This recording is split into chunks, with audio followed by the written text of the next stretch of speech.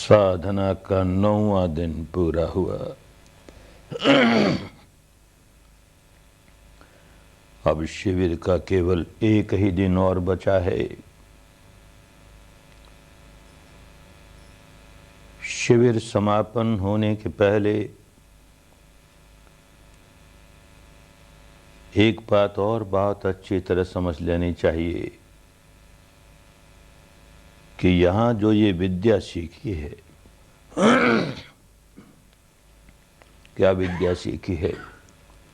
अपने सहज स्वाभाविक सांस के प्रति सजग रहना, ये विद्या सीखी है।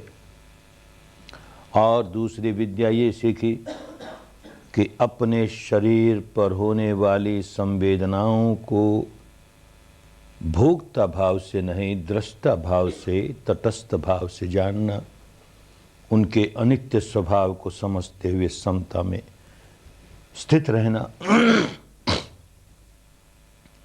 ये दो तरह की साधना जो यहाँ सीखी, उसका हमारे जीवन में क्या लाभ हो।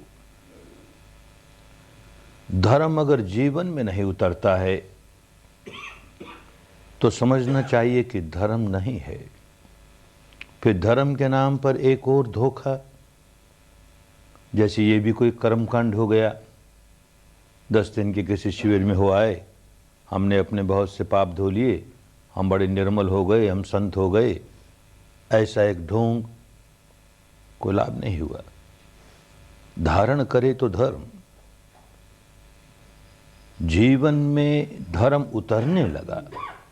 उतरने लगा कि नहीं उतरने लगा, इस साधना का जीवन में लाभ होने लगा कि नहीं होने लगा, वो इसी मापदंड से मापेंगे कि एक तो हमारा अपना जीवन पहले से बदल करके ज़्यादा सुख शांतिमय जीवन होने लगा। व्याकुलता रहती थी जीवन में, अनचाही बात हुई तो व्याकुल हो गए, मनचाही नहीं हुई तो व्याकुल हो गए। वो व्याकुलता पहले से कम हुए जा रही है। हम स्वयं सुख शांति का जीवन जीने लगे हैं और दूसरों के लिए भी सुख शांति का वातावरण निर्माण करने लगे हैं। हमारी वजह से कोई व्यक्ति अशांत या दुखी नहीं होता, हमारी वजह से कोई भी व्यक्ति शांत ही होगा, सुखी ही होगा। ऐसा सचमुच होने लगा क्या? अगर सचमुच होने लगा, भले थोड़ा थोड़ा ही होने लगा, पहले से सुधार हुआ, थोड़ा थोड़ा ही हुआ, पर सुधार तो होना चाहिए ना। कुछ भी सुधार नहीं हुआ, जैसे पहले थे वैसे ही हैं। और एक नशा सिर पर ये चढ़ा ले कि अब तो हम विपश्ची हो गए, हमें सर्टिफिकेट मिल गया, तुमने 10 दिन साधना करी आए, बड़े धर्मवान हो गए अब तो हम, तो धोखा हो जाएगा, कर्मकांड हो जाएगा, बात नहीं बनेगी। तो कैसे इस साधना को अपने जीवन में उतारेंगे, कैसे इस साधना का उपयोग अपने जीवन में करेंगे जिससे हमारे भी दुख दूर हो, हमारी व्याकुलता दूर हो, हमारी अशांति दूर हो और औरों के भी दुख दूर होने में, अशांति दूर होने में, व्याकुलता दूर होने में हम किस प्रकार सहायक बन जाएं। समझिए ये साधना क्या है, खूब अच्छी तरह समझ करके जाएं। एक और अभ्यास कर रहे हैं, अनुभव कर रहे हैं, दूसरी ओर बुद्धि के स्तर पर समझ भी रहे हैं कि क्या साधना है। भारत बहुत पुरातन देश, ऋषियों का देश, मुनियों का देश, संतों का देश, सत्पुरुषों का देश, महापुरुषों का देश, अरहंतों का देश, बुद्धों का देश। इतने ऋषि हुए भारत में। ऋषि शब्द का अर्थ ही ये है कि ये बड़े वैज्ञानिक थे, रिसर्च साइंटिस्ट जिसे कहते हैं, वैज्ञानिक थे जो सत्य का अनुसंधान करने वाले थे।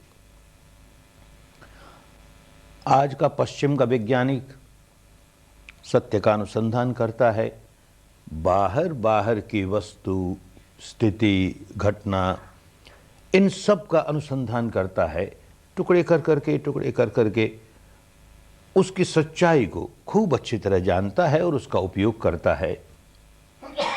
अपनी जान सही उपयोग करता है कि लोगों की सुख सुविधा बढ़े, लेकिन सुख सुविधा थोड़ी सी बढ़ती भी है, उसके साथ साथ हानि की बात बहुत हो जाती है। भारत के ऋषियों ने उसे महत्व नहीं दिया।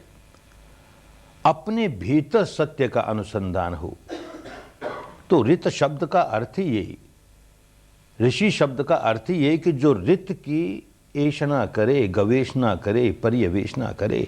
माने ये ऋत क्या है, कुदरत का कानून क्या है, उसको अनुभूति के स्तर पर जाने, तो ऋषि हुआ। किस लिए गवेषणा करते हैं ऋत की? यह सर्वसामान्य बात है कि कोई दुखी नहीं रहना चाहता, कोई व्याकुल रहना नहीं चाहता। प्राणी मात्र का स्वभाव है कि कैसे व्याकुलता से बचे।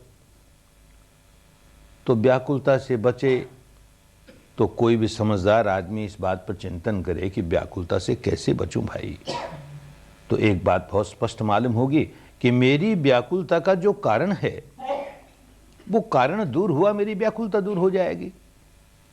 तो व्याकुलता से बचने के लिए हर व्यक्ति प्रयत्न करता है कि मेरी व्याकुलता का जो कारण है उसे कैसे दूर करूं। कठिनाई ये होती है कि व्याकुलता का सही कारण क्या है ये समझ में नहीं आता। तो व्याकुलता का कारण बाहर के किसी व्यक्ति में देखता है, किसी वस्तु में देखता है, किसी घटना में देखता है, किसी स्थिति में देखता है, ये ऐसा हो गया, इस वजह से मैं व्याकुल हो गया, ये अनचाही बात हो गई, मैं व्याकुल हो गया, ये मनचाही बात नहीं हुई, मैं व्याकुल हो गया, इस आदमी ने मेरे साथ गलत व्यवहार किया, मैं व्याकुल हो गया। तो अपनी व्याकुलता का कारण बाहर की वस्तुओं में, व्यक्तियों में, स्थितियों में, घटनाओं में देखता है। तो अब उसके समझ में यही आया है कि अपनी व्याकुलता के कारण को दूर करो।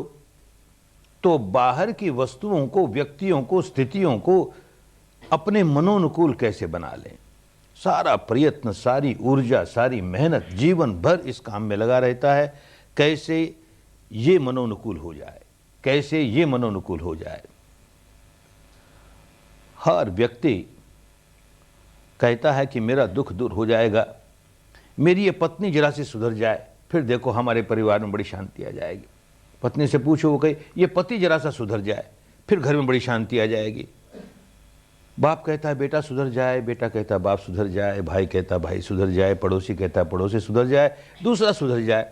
दूसरे में कुछ ना कुछ खोट है। क्या खोट है? कि वो मेरे मन के मुताबिक व्यवहार नहीं करता। सीधी बात ये, मेरे मन के मुताबिक जो काम है वो तो अच्छा, और मेरे मन के मुताबिक जो काम नहीं है वो बुरा। तो मेरे मन के मुताबिक काम क्यों नहीं होता, तो बड़ा बल लगाता है। ये आदमी मेरे मन के मुताबिक काम कैसे करने लगे, बड़ा बल लगाता है। अरे आदमी अपना मालिक है, अत्ता ही अतनो नाथो, दूसरे का मालिक नहीं भाई। तुम दूसरे को कैसे बदल लोगे, नहीं समझता, बड़ा जोर लगाता है। अच्छा किसी तरह सफल भी हो गया, उसे बदल लिया, तो अब क्या गारंटी है कि ये तो बदल गया, अब कोई दूसरा व्यक्ति मेरे मन के विपरीत काम करने नहीं लगेगा? क्या गारंटी है? कोई दूसरा करने लगेगा, उसे बदलोगे, तीसरा करने लगेगा, उसे बदलोगे। अरे कहाँ मनचाही होने वाली है। सारे विश्व का कोई एक छत्र सम्राट हो जाए, इतना शक्तिशाली, उसके जीवन में भी सारी मनचाही बात नहीं होती। मनचाही होगी, कभी अनचाही होगी, अनचाही ज़्यादा होगी। क्यों ज़्यादा होगी? कि जो मन चाही है वो पूरी होते ही मन का स्वभाव है कुछ और चाहने लगेगा, वो पूरी होगी कुछ और चाहने लगेगा। अरे तो सारी मन चाही कैसे पूरी होगी? तो कठिनाई आएगी, व्याकुल होगा ही। तो ये जो प्रयत्न बाहर की स्थितियों को बदल करके, व्यक्तियों को बदल करके मैं अपने दुखों से छुटकारा पा लूँ, ये बड़ा गलत दृष्टिकोण ये हमारे देश के ऋषियों ने, मुनियों ने, संतों ने बहुत अच्छी तरह समझ लिया। बात उनके समझ में आ गई कि हमारा दुख तो भीतर होता है ना, घटना बाहर घटती है, दुखी हम भीतर हुए। तो भीतर झांक के देखें कि दुख होने का कोई और भी कारण है क्या भीतर। जो आदमी अपने भीतर झांकना शुरू करेगा, भीतर के सच्चाई को देखने का जरा सा भी काम करेगा, उसे तुरंत समझ में आ जाएगा कि भाई विकार जागा ना, घटना तो बाहर हुई, मैंने भीतर विकार जगा दिया, क्रोध जगाया, द्वेष जगाया, ईर्ष्या जगाई, राग जगाई, वासना जगाई, भय जगाया, अहंकार जगाया, कोई विकार जगाया। ये विकार जगाया तो व्याकुल हुआ। घटना वो की वो हो और मैं विकार नहीं जगाऊं, मैं व्याकुल नहीं होता ना। ये बात बड़ी जल्दी समझ में आने लग जाए, कोई आदमी बिल्कुल तटस्थ भाव से भीतर की सच्चाई को देखना शुरू करने का पहला ही कदम उठाए तो ये बात समझ में आने लगेगी, मैं दुखी इसलिए हुआ कि भीतर विकार जागा। अब क्या करें, इस विकार से कैसे छुटकारा पाए? तो भारत के ऋषियों ने, मुनियों ने यही खोज की कि विकार से कैसे छुटकारा पाए। क्रोध जागा है, व्याकुल हो गया है, क्रोध से कैसे छुटकारा पाए? अनेक प्रयोग किए गए, उनका अपना अपना लाभ हुआ। तो एक तो ये कि जब क्रोध जागा है और तुम व्याकुल हो तो किसी घटना को लेकर जागा है। अब उस घटना को भुलाओ और अपने मन को किसी और काम में लगा दो। किसी घटना को लेकर क्रोध जागा और तुमने उठ करके एक गिलास पानी पिया तो तुम्हारा मन पानी पीने में लग गया, क्रोध अपने आप कम होता चला गया। लेकिन मुश्किल है, जब क्रोध जागता है तो किसको पानी पीना याद आता है और पानी पिए जा रहा है और क्रोध जगाया जा रहा है, ऐसा भी होता है क्योंकि सारा मन उस पानी पीने में नहीं लगा, बहुत सा मन का हिस्सा तो उस घटना में लगा है जिसकी वजह से क्रोध आ रहा है। तब तो और कोई बात में लगाओ। अच्छा, गिनती गिननी शुरू कर दो, 1 2 3 4, 1 2 3 4, 1 2। अब तुम्हारा मन उस गिनती में लग जाएगा। मन को किसी तरह से और काम में लगाओ, जिस बात को लेकर के क्रोध आया है उससे हटाओ और किसी और काम में लगाओ। नहीं बात बनी। पहले तो गिनती गिनने को जी नहीं चाहेगा, गिन नहीं पाएगा, क्रोध से छुटकारा नहीं हुआ। तो एक रास्ता और ढूंढा कि हर व्यक्ति में एक ऐसी श्रद्धा पैदा कर दो, किसी देवी के प्रति, किसी देवता के प्रति, किसी ईश्वर के प्रति, किसी ब्रह्म के प्रति, किसी अल्लाह मियाँ के प्रति, किसी संत महापुरुष के प्रति, किसी के प्रति खूब श्रद्धा भरो, क्योंकि वो श्रद्धा इतनी गहरी है। अब जब कोई भी विकार जागे, क्रोध जागे, वासना जागे, भय जागे, ईर्ष्या जागे, जो जागे, उस समय मन को अपने उस उपास्य देव के प्रति, देवी के प्रति, अपने मन को उस ओर लगाने के लिए मन ही मन उसका नाम जपना शुरू कर दो। बार बार 1 2 3 4 गिनती गिननी मुश्किल है, पानी पीकर के विकार से छुटकारा पाना कठिन है। लेकिन अगर सचमुच श्रद्धा है किसी देवी के प्रति, देवता के प्रति, ईश्वर के प्रति, तो अरे इसका नाम लेंगे तो हमारे दुख दूर हो जाएगा, ये बचपन से सिखा दिया, इसका नाम लेंगे तो दुख दूर हो जाएगा। तो बार बार उसका नाम लेना आसान हो गया। अब नाम लिए जा रहा है मनी मन, क्रोध जागा है, मनी मन नाम लिए जा रहा है, क्रोध जागा है, नाम लिए जा रहा है। और इससे नहीं तो उसके रूप, उसका आकृति, उसका मनी मन ध्यान करो, कल्पना करो, ऐसा रूप है, ऐसा ध्यान, उसका ऐसा शरीर है, ऐसी उसकी कल्पना, उसकी आकृति की। वो भी क्योंकि बहुत श्रद्धा है तो वो भी कुछ काम करेगी। धीरे धीरे एक पागलपन और चला। बात तो इसलिए थी कि अपने मन को जिस बात को लेकर के विकार जाग रहा है उससे कहीं और लगाएं, तो वहां लगाएं जहां हमारी श्रद्धा है, तो लगेगा मन, नहीं तो लगेगा ही नहीं, उखड़ा रहेगा। और उसको बिगाड़ दिया इस तरह से कि अमुक देवता का, देवी का, ईश्वर का, ब्रह्म का बार बार नाम लेंगे तो वो बड़ा खुश हो जाएगा और हमें दुखों से मुक्त कर देगा। ये नहीं समझा कि उस भक्ति के मारे हमने अपने उपास्य देव का या ईश्वर का अपमान कर दिया।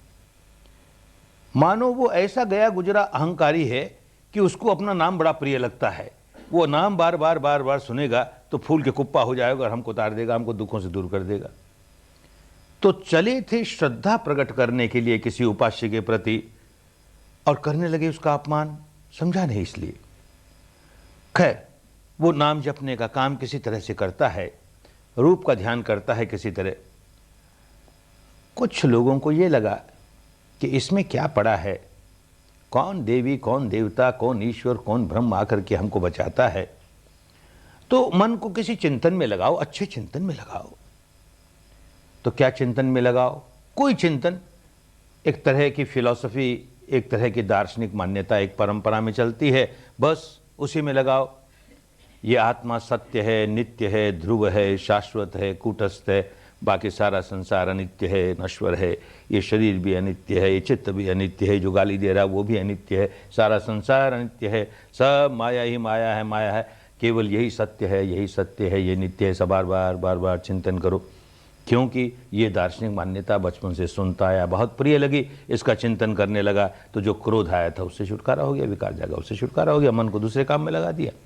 अथवा ये ईश्वर है, ब्रह्म है, सब में समाया हुआ है, हर प्राणी में वही ब्रह्म समाया हुआ है, वही ब्रह्म समाया हुआ है। अरे किसके प्रति क्रोध करूं, किसके प्रति क्रोध करूं? अच्छा, क्रोध से, विकारों से बचने के लिए इस तरह का चिंतन, यूं भिन्न भिन्न प्रकार से विकारों से छुटकारा पाने का प्रयास भारत में किया गया। ऋषियों ने, मुनियों ने तरह तरह के तरीके निकाले। लेकिन भारत तो बड़ा महान देश है, ऐसे साइंटिस्ट हुए इस देश में, ऐसे वैज्ञानिक हुए जो गहराइयों में जाते चले गए, अपने भीतर सच्चाई को उन गहराइयों तक देख गए। ये सारा का सारा शरीर प्रपंच, इसका एनालिसिस करते करते, विश्लेषण करते करते एकदम उस अवस्था पर पहुंच गए कि जहां सारा शरीर केवल परमाणु ही परमाणु, उनकी तरंगे ही तरंगे। ऐसे ये चित्त क्या है, इसको टुकड़े करते करते तरंगे ही तरंगे। ये चित्त वृत्तियां क्या है, इसको देखते देखते तरंगे ही तरंगे। सारा अनुसंधान किया और सारा इसका चित्त और चित्त वृत्तियों का और शरीर का, इनका सारा अनुसंधान करके इसके परे की अवस्था देख ली। तो इसीलिए उनको सर्वज्ञ कहा कि ये जो नित्य अनित्य क्षेत्र है इसको भी पूरा जान लिया, कुछ अनजाना नहीं रह गया, और इसके परे जो नित्य है उसको भी जान लिया, तो सर्वज्ञ हो गया। ये 6 इंद्रियां कैसे काम करती है, इनके विषय कैसे काम करते हैं, इस क्षेत्र को भी जान लिया। ये अनित्य का क्षेत्र है, 6 इंद्रियां, उनके अपने अपने विषय, ये सारा अनित्य का क्षेत्र है। खूब विवरण के साथ जान लिया, अनुभव से जान लिया, उसके परे चले गए, इंद्रियातीत अवस्था को जान लिया, तो सर्वज्ञ हो गए, सब जान गए। ऐसे जो भी व्यक्ति हुई हमारे देश में, उन्हें बुद्ध कहो, अरहंत कहो, स्थित प्रज्ञ कहो, अनासक्त कहो, सर्वज्ञ कहो, चाहे जिस नाम से पुकारो, वो जो सब कुछ जान गए, उनकी बात समझ में आ गई कि भाई जब जब हम कोई नाम जप करके अपने मन को और कहीं लगाते हैं, भजन कीर्तन करके अपने मन को और कहीं लगाते हैं, कोई अच्छा ही चिंतन करके अपने मन को और कहीं लगाते हैं, तो मन का एक हिस्सा उस ओर जाता है।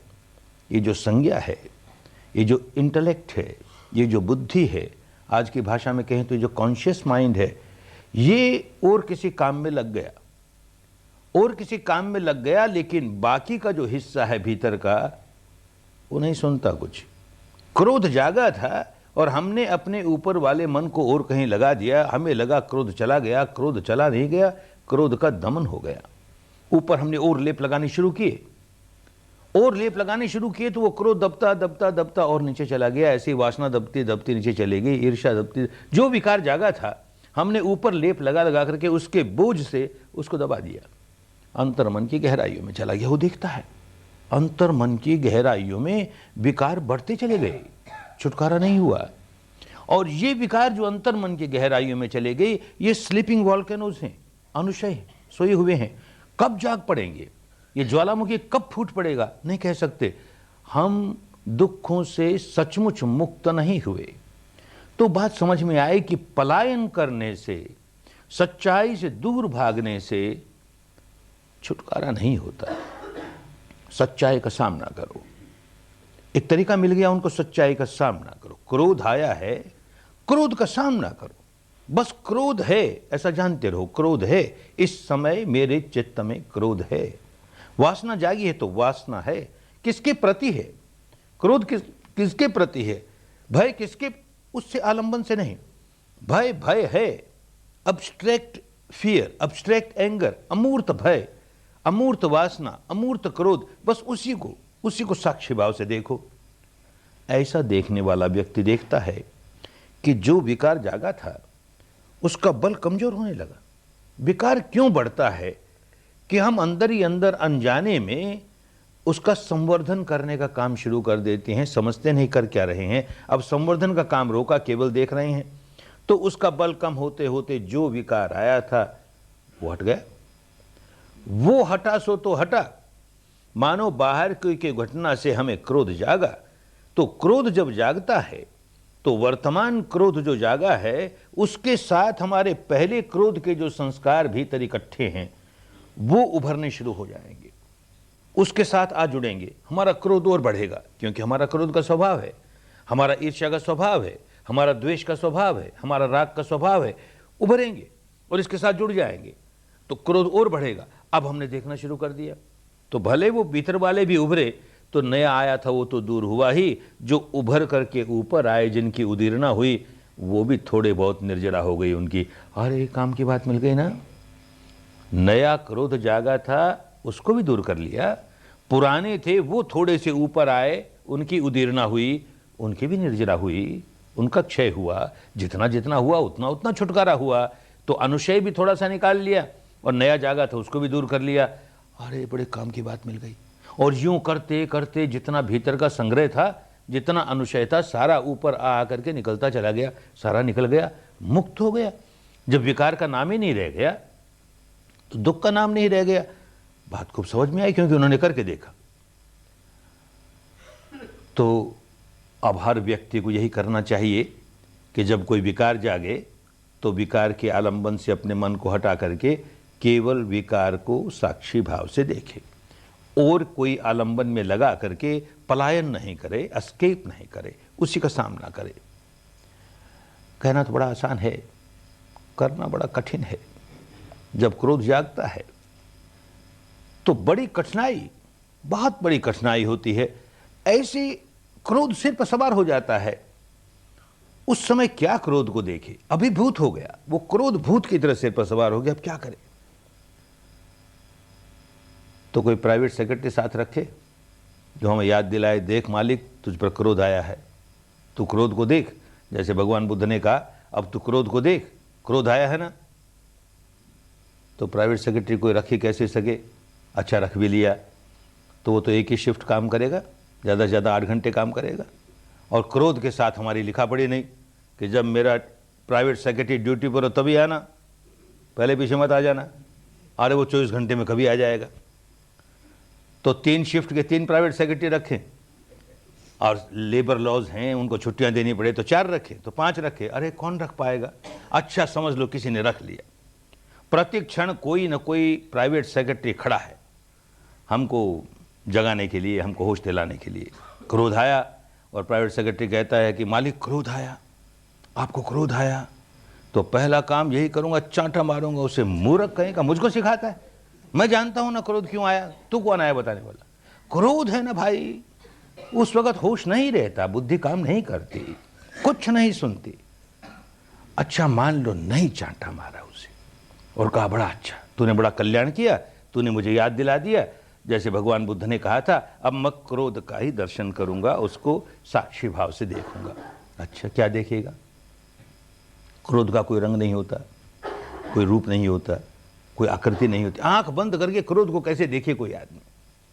जब आंख बंद करके क्रोध देखने का जरा सा भी प्रयास करेगा तो जिस बात को लेकर के क्रोध आया है, जिस व्यक्ति को लेकर के, जिस घटना को लेकर, बार बार वही मन में आएगी, उसने ऐसा कह दिया, उसने ऐसा कर दिया, ये बात ऐसी हो गई। अरे तो तू क्रोध को कहां देख रहा है? तू क्रोध के आलंबन को देख रहा है ना। और क्रोध का आलंबन तो क्रोध जगाने वाला और उद्दीपन करेगा। तो इस आग में और पेट्रोल डाले जा रहा है, तेरा क्रोध कैसे दूर होगा रे? आलंबन से काट करके केवल क्रोध को देखो, आसान नहीं होता। तो भाई जो आसान नहीं होता वो दुनिया के लिए दुख से मुक्त होने का उपाय कैसे हुआ? कोई एक व्यक्ति हो गया होगा इस तरह से मुक्त, आम साधारण आदमी कैसे होगा? तो रास्ता निकाला, उसके लिए रास्ता सिखाया। क्योंकि जो व्यक्ति इन गहराइयों में जाके सच्चाई को देख गया, उसको ये समझ में आ गया कि मन में जब विकार जागता है, कोई विकार जागे, मन में जब विकार जागता है तो शरीर के स्तर पर 2 घटनाएं घटने लगती हैं, एक साथ घटने लगेंगी। क्रोध जागे, ईर्ष्या जागे, भय जागे, वासना जागे, जो जागे, 2 घटना शरीर में घटने लगी, एक जरा स्थूल, एक जरा सूक्ष्म। क्या 2 घटनाएं? एक तो ये जो सांस है, जैसे ही विकार जागा, भय जागे, वासना जागे, ईर्ष्या जागे, क्रोध जागे, जैसे ही जागा, सांस अपने स्वाभाविकता खो देगा, जरा सा तेज हो जाएगा, जरा सा भारी हो जाएगा। कुदरत का नियम है। और जैसे ही विकार दूर हुआ फिर स्वाभाविक हो जाएगा। ये हमारे विकार के साथ जुड़ा हुआ है। ये बात उन लोगों ने देखी जो कि शरीर और चित्त के सारे क्षेत्र को देख गए। और एक बात, शरीर के स्तर पर कोई ना कोई संवेदना शुरू होती है, कोई बायोकेमिकल रिएक्शन होता है, जीव रासायनिक प्रतिक्रिया शुरू हो जाती है, कोई इलेक्ट्रोमैग्नेटिक रिएक्शन होता है, विद्युत चुंबकीय, तो कोई ना कोई संवेदना होती है शरीर पर। ये स्वभाव उसका। क्रोध जागे, ईर्ष्या जागे, भय जागे, यहां तक कि कोई एक चिंतन भी जागे, कुछ भी मन पर जागेगा, शरीर पर उसकी संवेदना होगी। ये जो व्यक्ति सर्वज्ञ हो गया उसको ये बात बहुत अच्छी तरह पता लग गई। तो कहता है सब्बे धम्मा वेदना समोसरणा, चित्त पर जो कुछ धारण किया वो संवेदना के साथ ही बहाव शुरू हुआ उसका। बस बात पकड़ में आ गई, आसान हो गया ना। अमूर्त क्रोध को, अमूर्त वासना को, अमूर्त ईर्ष्या को साक्षी भाव से देखना आसान नहीं है, सामान्य व्यक्ति के लिए लगभग असंभव है। लेकिन अगर वो प्रयत्न करे, थोड़ा सा भी प्रयत्न करे, जैसे हम कहते हैं 10 दिन के शिविर में आकर के ही प्रयत्न कर ले, जरा सा सीख जाए, तो सांस को देखना सीख जाएगा और शरीर पर होने वाली संवेदना को देखना सीख जाएगा।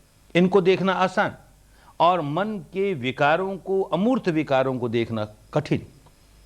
तो अगर हम सांस को देख रहे हैं, विकार जागा है और हमने ये स्वीकार कर लिया इस समय विकार जागा है, इतना तो स्वीकार कर लिया, पर उसको देख नहीं पा रहे हैं, सांस को देखने लगे, शरीर पर होने वाली संवेदना को देखने लगे, तो हमने पलायन नहीं किया। हमने अपने मन को और किसी बात में लगाया था, तब तो पलायन किया था। अब पलायन नहीं किया, क्योंकि ये सांस और ये शरीर की संवेदना ये उस विकार का ही भाग है। जैसे एक सिक्के के दो पहलू हैं, एक तरफ मन में जागा हुआ विकार, उसी सिक्के के दूसरी तरफ ये सांस और ये संवेदना। तो अगर सांस और संवेदना को देख रहे हैं तो हम उस विकार के आमुख होकर के काम कर रहे हैं, उसे दूर नहीं भाग रहे। और सांस और संवेदना को देखते देखते हम देखते हैं जो विकार जागा था उसका उन्मूलन होना शुरू हो गया, उसकी जड़ें निकलनी शुरू हो गई। ये जब रास्ता मिला तो सरल हो गया सबके लिए। सांस को देखो, संवेदना को देखो, साथ साथ ये स्वीकार करो कि इस समय मेरे मन में विकार जागा है, बस इतना ही। और विकार को देखने का प्रयत्न नहीं, केवल इतना है कि विकार जागा है, सांस कैसा है, इस समय संवेदना कैसी है, बस ये देखना। आया कि रास्ता मिल गया मुक्ति का। यही काम सीखा यहां आकर के। तो बहुत अच्छी तरह समझना चाहिए कि ये काम हम सीख रहे हैं, तो घर जाकर के भी सुबह शाम जो इसका अभ्यास करेंगे, इसका जीवन में प्रभाव आना चाहिए ना। क्योंकि ये तो होगा नहीं कि 10 दिन के शिविर के बाद घर में जाकर के कभी क्रोध आएगा ही नहीं, कभी द्वेष आएगा ही नहीं, ईर्ष्या आएगी नहीं, राग आएगा नहीं, वाह, अरे सब आएंगे, उनकी जड़ें नहीं निकली अभी। और ये भी नहीं कि क्रोध आया और तुरंत सांस देखने लगे, तुरंत संवेदना देखने लगे और वो खत्म हो गया, ऐसा भी नहीं होगा। इस आशा से काम नहीं करना। लेकिन मानो जैसे पहले क्रोध आ जाता था अनचाही बात होने पर, अब विपश्यना 10 दिन करने के बाद घर जाओगे तो वैसी अनचाही बात होने पर क्रोध आएगा, पुरानी आदत है, क्रोध आएगा और होश भी नहीं रहेगा कि सांस देखें, संवेदना देखें। 9 बार ऐसा होगा तो एक बार ऐसा जरूर हो जाएगा कि जैसे ही क्रोध जागा, होश आया, सांस देखे, संवेदना देखें, सांस देखें, संवेदना देखें, उससे छुटकारा पा लिया। 10 बार क्रोध जागने पर एक बार अगर हमको सांस और संवेदना देखनी आ गई, अरे बहुत बड़ी जीत हो गई। पहले तो उसी में रोल करते थे, कभी देखना सीखा ही नहीं, अब जीत हो गई। 10 बार में एक बार तो हम सांस और संवेदना को देखने लगे विकार जागते ही। यही बढ़ते बढ़ते 2 बार देखने लगेंगे, 10 में से 4 बार देखने लगेंगे, 10 में से 10 बार देखने लगेंगे। अभ्यास की बात है, अपने मानस के स्वभाव को पलटना है और वो बार बार भावित होते होते होते हम उस स्वभाव को पलट देंगे। ये हमारा स्वभाव कैसे बिगड़ा? ये विकारों का स्वभाव भावित होता चला गया। अनचाही हुई कि द्वेष जगाया, मनचाही हुई कि राग जगाया, और अंतर मन की गहराइयों में तो अनचाही मनचाही अनचाही मनचाही इन संवेदनाओं पर होती है और वो होती रहती है। वो घटना भावित होती रहती है, घटना घटती है, हम राग जगाते हैं, हम द्वेष जगाते हैं, राग की घटना, द्वेष की घटना भावित हो रही है, बार बार वो घटना हो रही है और इसी को कहते हैं भावित हो गई, बहुलीकृत हो गई, बढ़ने लगी। अब पलट रहे हैं हम उसको। संवेदना जागी है, सुखद है कि दुखद है, हम नहीं राग जगाते, हम नहीं द्वेष जगाते। तो राग विहीनता के जो क्षण हमें प्राप्त हुए उन्होंने उसको भवित किया। अब राग विहीन की अवस्था भवित हो रही है, संवेदना तो है राग विहीन, संवेदना तो है द्वेष विहीन। वो घटना भवित होती है, एक बार हुई, 2 बार हुई, 10 बार हुई, बार बार होते होते होते वो भावित होने लगी। तो अभ्यास करने पर होगा ना, होने ही लगेगा। ऐसा नहीं होता है तो कहीं कोई गलती है। क्रोध भी आया, अनचाही घटना हुई, क्रोध आया, उसमें भी सुधार होना चाहिए। होश नहीं आया और क्रोध चल रहा है तो उसमें भी कुछ सुधार है। क्या सुधार है? पहले क्रोध आने पर कितनी देर तक क्रोध में सुलगते रहता था, अब देखिएगा जितनी देर पहले सुलगता था उससे कम देर में ही क्रोध के बाहर निकल आया। सांस नहीं देखा, संवेदना नहीं देखी, फिर भी कम देर में निकल आया। मानो 8 घंटे तक पहले एक घटना घटने पर क्रोध आया और 8 घंटे तक उस क्रोध में सुलगता रहा, व्याकुल रहा। अब देखिएगा 6 घंटे में ही समाप्त हो गई बात। फिर देखिएगा 4 घंटे में, 2 घंटे में, 1 घंटे में, 15 मिनट में, बिना ही सांस देखे, बिना ही संवेदना देखे। ये क्या हुआ? इसमें क्या चमत्कार की बात हुई? चमत्कार कुछ नहीं, नियम है कुदरत के बंधे बंधाए। सुबह शाम जब ध्यान करता है तो यही तो ध्यान करेगा ना, सांस को देखता है, संवेदना को देखता है, सांस को। अब क्रोध जागा है तो क्रोध जागते ही सांस तेज हुआ, क्रोध जागते ही धड़कन बढ़ी, क्रोध जागते ही गर्मी बढ़ी, क्रोध जागते ही तनाव आया, बेचैनी आई। ये जो शरीर में जो कुछ हुआ वो बिना प्रयत्न किए ही बीच बीच में क्रोध में बहे जा रहा है। बीच बीच में कोई एक क्षण आ जाएगा, सांस को देख लेगा, क्योंकि अभ्यास कर रहा है ना, सुबह शाम रोज अभ्यास करता है, सांस को देख लेगा, संवेदना को देख लेगा, फिर उसी में बहे जा रहा है। फिर कोई एक क्षण ऐसा आएगा, सांस को देख लेगा, संवेदना को, फिर बहे जा रहा है। ये जो एक एक क्षण बीच में आता चला गया और बिना प्रयास के आता चला गया, अब वो स्वभाव इस स्वभाव में पलटने का काम शुरू कर दिया। इसलिए बीच बीच में अपने आप बिना प्रयास के ही सांस देख लिया, संवेदना देख ली, फिर बहे जा रहा है, सांस देख लिया, तो ब्रेक लगा। वो गाड़ी जो इतनी तेजी के साथ चल रही थी उसको बीच बीच में ब्रेक लगे। अरे तो इतनी तेज रफ्तार की जो चल रही थी, ब्रेक लगाना ही उसकी रफ्तार को कम करने लगा। वो गाड़ी जो 8 घंटे चलती अब 6 घंटे में रुक गई, 4 में रुक गई, 2 में रुक गई। ये जांच के देखेंगे कि पहले उसी घटना के घटने पर जितनी देर में क्रोध में व्याकुल रहता था उससे कम समय तक क्रोध में रह करके बाहर निकल जाता हूं कि नहीं। अच्छा, जांच के देखिएगा। अगर ऐसा नहीं होता है, कहीं कोई सुधार नहीं हुआ, तो भाई कहीं गड़बड़ है। या तो ये औषधि ठीक नहीं है, तुम्हारा रोग वैसे के वैसे रहा। औषधि ठीक हो तो तुमको लेनी नहीं आई, दोनों में से एक बात हुई। तो भाई औषधि तो ठीक है, हजारों नहीं लाखों लोग, लाखों नहीं करोड़ों लोग पिछले 2500 वर्षों में इसका उपयोग करके लाभ उठा चुके, आज हजारों लाखों लोग इसका उपयोग करके लाभ उठाते हैं। तो औषधि में कोई दोष नहीं, मेरे लेने में कहीं दोष है। तो अपने मार्गदर्शक को पत्र लिख करके या मिल करके समझो कहाँ गलती हुई, कहाँ गलती हुई। अक्सर गलती क्या होती है बार बार दोहराते हैं, फिर समझ लेना चाहिए कि साधक को विपश्यना कैसे करनी चाहिए इसे तो भूल जाता है और संवेदनाओं का खेल खेलने लगता है। सुखद आई तो बड़े बड़े खुशी के मारे नाचने लगा, अरे देखो कैसा प्रवाह मिल गया, कैसा प्रवाह मिल गया सारे शरीर में। गुरुजी कहते हैं धारा प्रवाह मिली, हमको मिल गई, देखो धारा प्रवाह मिल गई, धारा प्रवाह मिल गई। और वो बंद हो गई, फिर स्थूल संवेदना आई तो रोता है बड़ा, अरे इतनी बढ़िया धारा प्रवाह मिलती थी, ऐसा आनंद आता था, फिर खराब हो गई साधना। तो मानो वो अपनी साधना को अच्छी है कि बुरी है इसको मापने का मापदंड यही माने बैठा है। सुखद आए तो अच्छी है, दुखद आए तो बुरी है। विपश्यना बिल्कुल नहीं समझा। 50-50 शिविर बैठ करके भी कोई आदमी हमारे पास रोता हुआ आता है, गुरुजी क्या करें, अब तक तो ऐसी संवेदना चलती थी कि आनंद ही आनंद, कुछ दिनों से क्या हो गया वो सारी बंद हो गई, अब तो केवल स्थूल ही स्थूल है।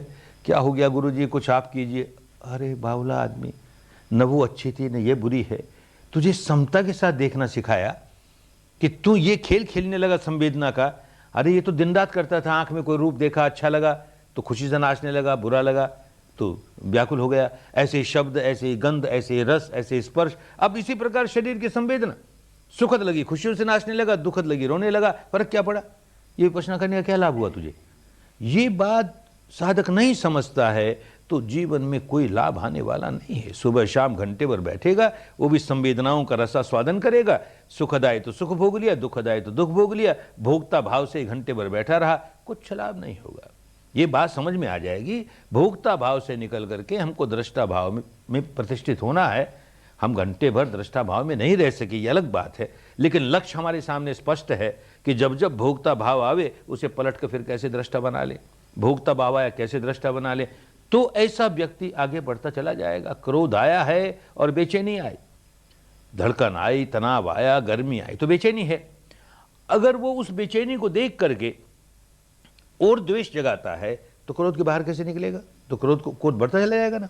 और ये सीख गया कि क्रोध आया है और भीतर ये तनाव, खिंचाव, धड़कन आई है, इसको समता से देख भाई, ये अनित्य है, तो क्रोध निकलेगा। और क्रोध की जड़ें निकलेंगी तो साधना ही ठीक से नहीं करेगा तो उसका परिणाम अच्छा कैसे आएगा? तो बार बार दोहराते हैं कि कहीं ये संवेदना का खेल न खेलने लगना, कहीं उसका रसास्वादन नहीं करने लगना, उसको यही जानना कि जो जागा है वो अनित्य है, देखता हूं कितनी देर रहती। ये धड़कन बढ़ी है ना, ये बढ़ी हुई धड़कन कितनी देर रहती है, ये तनाव आया है ना कितनी देर रहता है, ये गर्मी आई है ना कितनी देर रहती है, देखूं। बस जहां उसको देखते देखते देखते देखते वो बदलनी शुरू होगी तो ओ अनित्य है, अनित्य है। और क्रोध भी ऐसे अनित्य है, अनित्य है, वासना भी ऐसे अनित्य है, अनित्य निकलती चली जाएगी। काम ठीक से करेंगे तो उसका परिणाम आएगा ही, निश्चित रूप से आएगा। बहुत महत्वपूर्ण काम शुरू किया। जब से जन्मे आंख खुली, बहिर्मुखी रहे, बाहर ही बाहर देखा, बाहर ही बाहर देखा, तो एकांगी दर्शन किया। भारत की पुरानी भाषा में कहते थे एकांतिक दर्शन है, एकांतिक दर्शन है, माने एक ही एंगल से सच्चाई को देख रहे हैं। जब आदमी एक एंगल से, एक आयाम से किसी सच्चाई को देखता है, एक डायमेंशन से देखता है, तो आंशिक सत्य प्रकट होता है उसके सामने। और वो भिन्न भिन्न एंगल से देखता है, भिन्न भिन्न आयामों से देखता है, भिन्न भिन्न दृष्टिकोणों से देखता है, तो उसका संपूर्ण सत्य सामने आने लगता है। आंशिक सत्य जब तक सामने आता है तो भ्रम पैदा करता है, भ्रांति पैदा करता है, आदमी उलझा ही रहता है, वो ठीक समझ ही नहीं पाएगा कि क्या हो रहा है। और जैसे जैसे संपूर्ण सत्य सामने आना शुरू हो जाएगा, भ्रांति दूर होनी शुरू हो जाएगी। तो इसे उदाहरण से समझाया गया कि 5 जन्म के अंधे लोगों को, जन्म के अंधे हैं, इन 5 जन्म के अंधे लोगों को एक हाथी के पास खड़ा किया कि तू बता भाई ये हाथी कैसा है। आंख से तो अंधे हैं बेचारे, कैसे बताएं? तो अंगुलियों से टटोल टटोल के समझना चाहते हैं हाथी कैसा है। एक के हाथ में हाथी की टांग आ गई, उसको टटोल टटोल के देखता है और अपना फैसला करता है हाथी कैसा है, खंबे जैसा है, उसके लिए हाथी खंबे जैसा है। दूसरे के हाथ में उसकी पूंछ आ गई, उसको टटोल टटोल के देखता है, कहता है नहीं नहीं हाथी तो ब्रश जैसा है, झाड़ू जैसा है, उसके लिए झाड़ू जैसा है। तीसरे के हाथ में हाथी का दांत आ गया, उसे टटोल के अरे खूंटे जैसा है। ऐसे 5 के हाथ में शरीर का कोई ना कोई अंग हाथी का आया और उसने अपना फैसला दे दिया। अपनी जान सच है, वो झूठ नहीं बोल रहा, लेकिन सच्चाई से कितना दूर है, क्योंकि आंशिक सत्य है, संपूर्ण सत्य उसके सामने नहीं आया। ऐसे हमारा सारा जीवन आंशिक सत्य में बीतता है तो भ्रांति में बीतता, हम सच्चाई नहीं समझ पाते, जरा से भी नहीं समझ पाते। भिन्न भिन्न दृष्टिकोण से देखे तो उसी को भारत की पुरानी भाषा में कहा अनेकांत, अनेकांतदर्शी हो गया। एकांतदर्शी भ्रम में पड़ा रहेगा, अपनी हानि करेगा, औरों की हानि करेगा। अनेकांतदर्शी भ्रम के बाहर निकल जाएगा, अपना कल्याण करेगा, औरों का कल्याण करेगा। धीरे धीरे ये एकांत शब्द भी ऐसे बावले लोगों के हाथ में गया जिनके लिए दर्शन ही प्रमुख है, दार्शनिक मान्यता प्रमुख है। ऐसे बावले लोगों के हाथ में गया जिनको संप्रदाय ही प्रमुख है। तो ये कैसे एक अनेकांत हो ये तो भूल गए और न जाने इसका क्या क्या अर्थ करने लगे। क्या अनेकांत? घटना बाहर घटी है, उसको हम देख के समझने की कोशिश करते हैं, ऐसा हुआ बाहर। ये जो ऐसा हुआ बाहर, तो भीतर क्या हुआ भाई? एक दृष्टि अपनी ओर भी डालें, एक दृष्टि बाहर डाली, एक दृष्टि अपनी ओर डाली, तो एक एकांत नहीं है, अब दूसरा भी एक पहलू हमारे सामने आया। ऐसे ही फिर इस दृष्टि से भी देखेंगे, जैसे किसी आदमी ने गाली दी तो मेरे भीतर क्या होने लगा, इसको देखा। आगे बढ़ते बढ़ते इस अवस्था पर पहुंच जाएंगे कि उस आदमी के अंदर समा गए, जैसे वो कैसे देख रहा है इस सारी बात को, वो कैसे देख रहा है, कैसे अनुभव कर रहा है, यूं भिन्न भिन्न आयाम से देखना शुरू कर देंगे। अरे सच्चाई सामने आ जाएगी तो भ्रांति नहीं रहेगी, तो विकारों के बाहर निकलना आसान हो जाएगा। ये काम जो शुरू किया, पहले अपने भीतर की सच्चाई तो देख।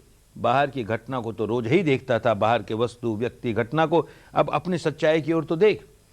जिस दिन अपनी ओर देखने की आदत पुष्ट होने लगेगी तो पहली बात तो ये होगी कि जब जब व्याकुल होगा तब तब ये स्वीकार करेगा इस व्याकुलता का आधा कारण तो बाहर की घटना है और आधा कारण मेरे भीतर है, क्योंकि मैंने प्रतिक्रिया की।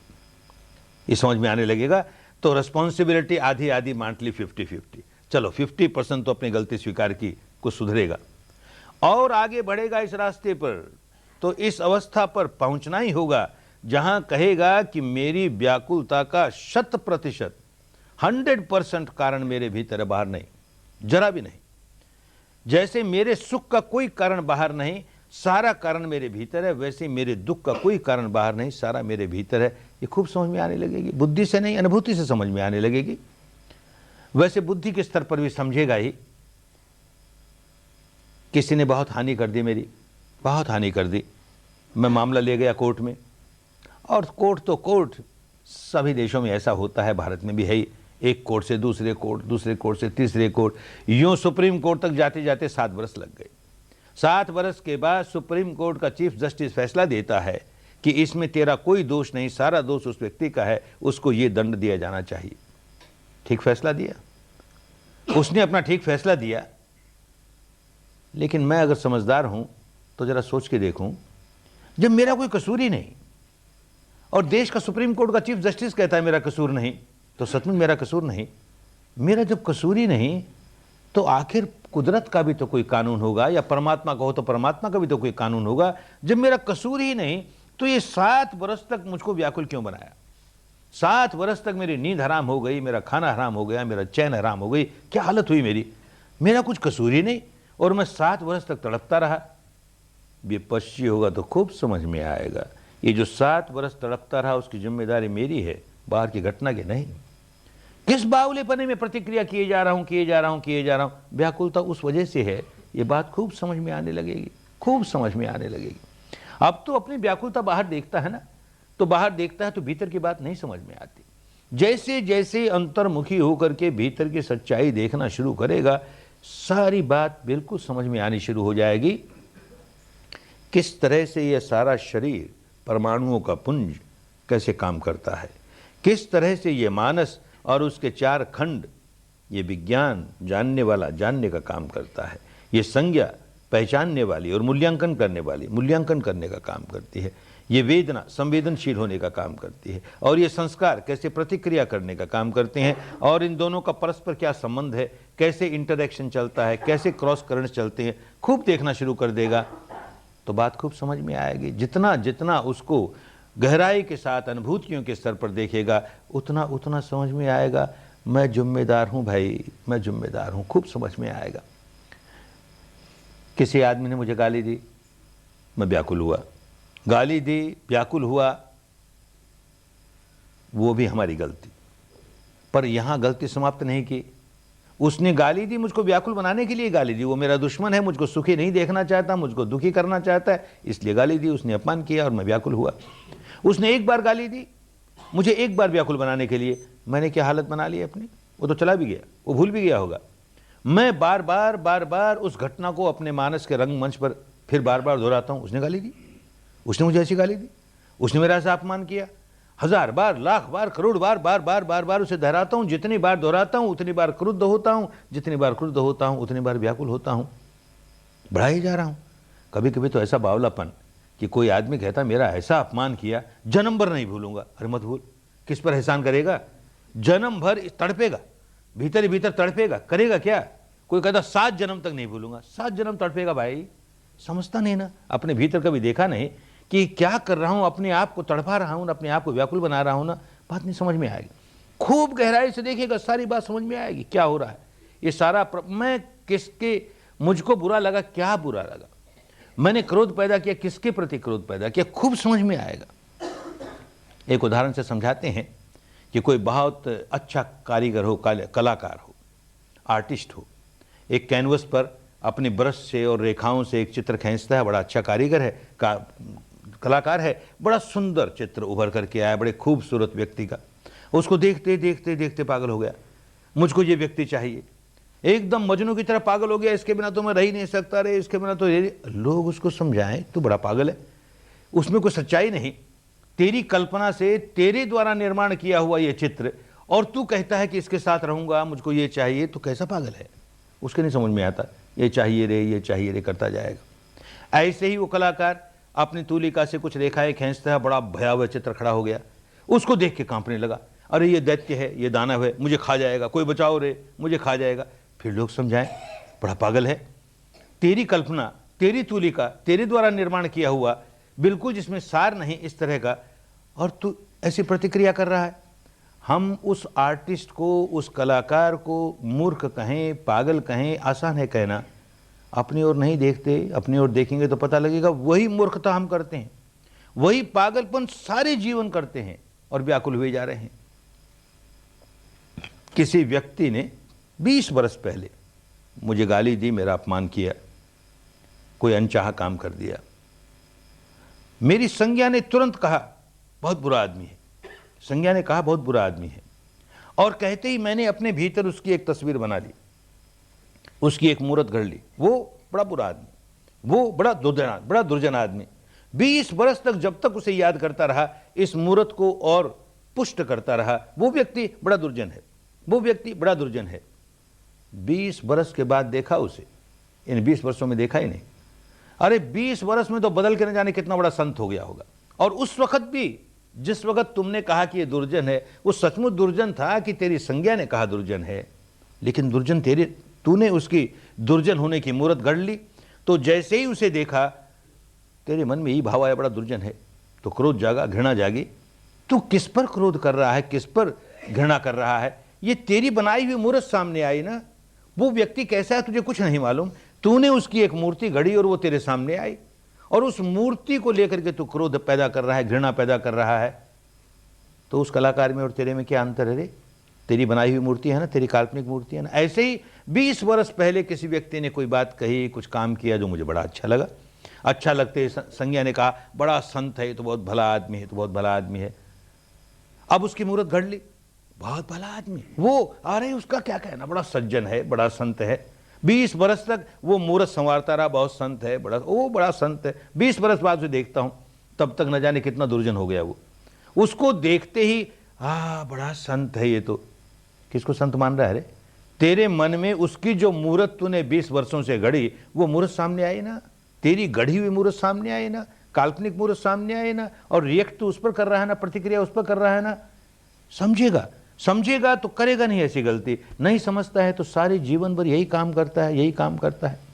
कोई कहता है मैं क्या करूं, इस आदमी को जब देखता हूं तब मुझे गुस्सा आ जाता है, मैं क्या करूं, बहुत कोशिश करता हूं ना आए, इस आदमी को देखते ही गुस्सा आ जाता है।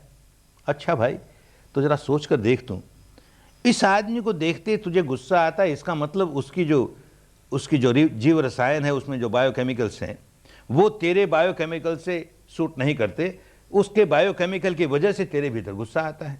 सचमुच ऐसा है, अगर उसके बायोकेमिकल लोगों में गुस्सा पैदा करने वाले हैं, तो जो देखे सबको गुस्सा आना चाहिए ना, सबको नहीं आता ना। एक ही व्यक्ति को एक ही समय 5 लोग देख रहे हैं, और 5 लोग 5 तरह की प्रतिक्रिया कर रहे हैं। मुझे उस पर गुस्सा आ रहा है, हो सकता है किसी को उस पर वात्सल्य भाव आवे, हो सकता है किसी को उसके प्रति वासना जागे, हो सकता है किसी को उसके प्रति प्यार जागे, हो सकता है किसी को उसके प्रति भय जागे। जिस किसी ने उस व्यक्ति की जैसी मूर्त गढ़ी, उसी प्रकार प्रतिक्रिया कर रहा है।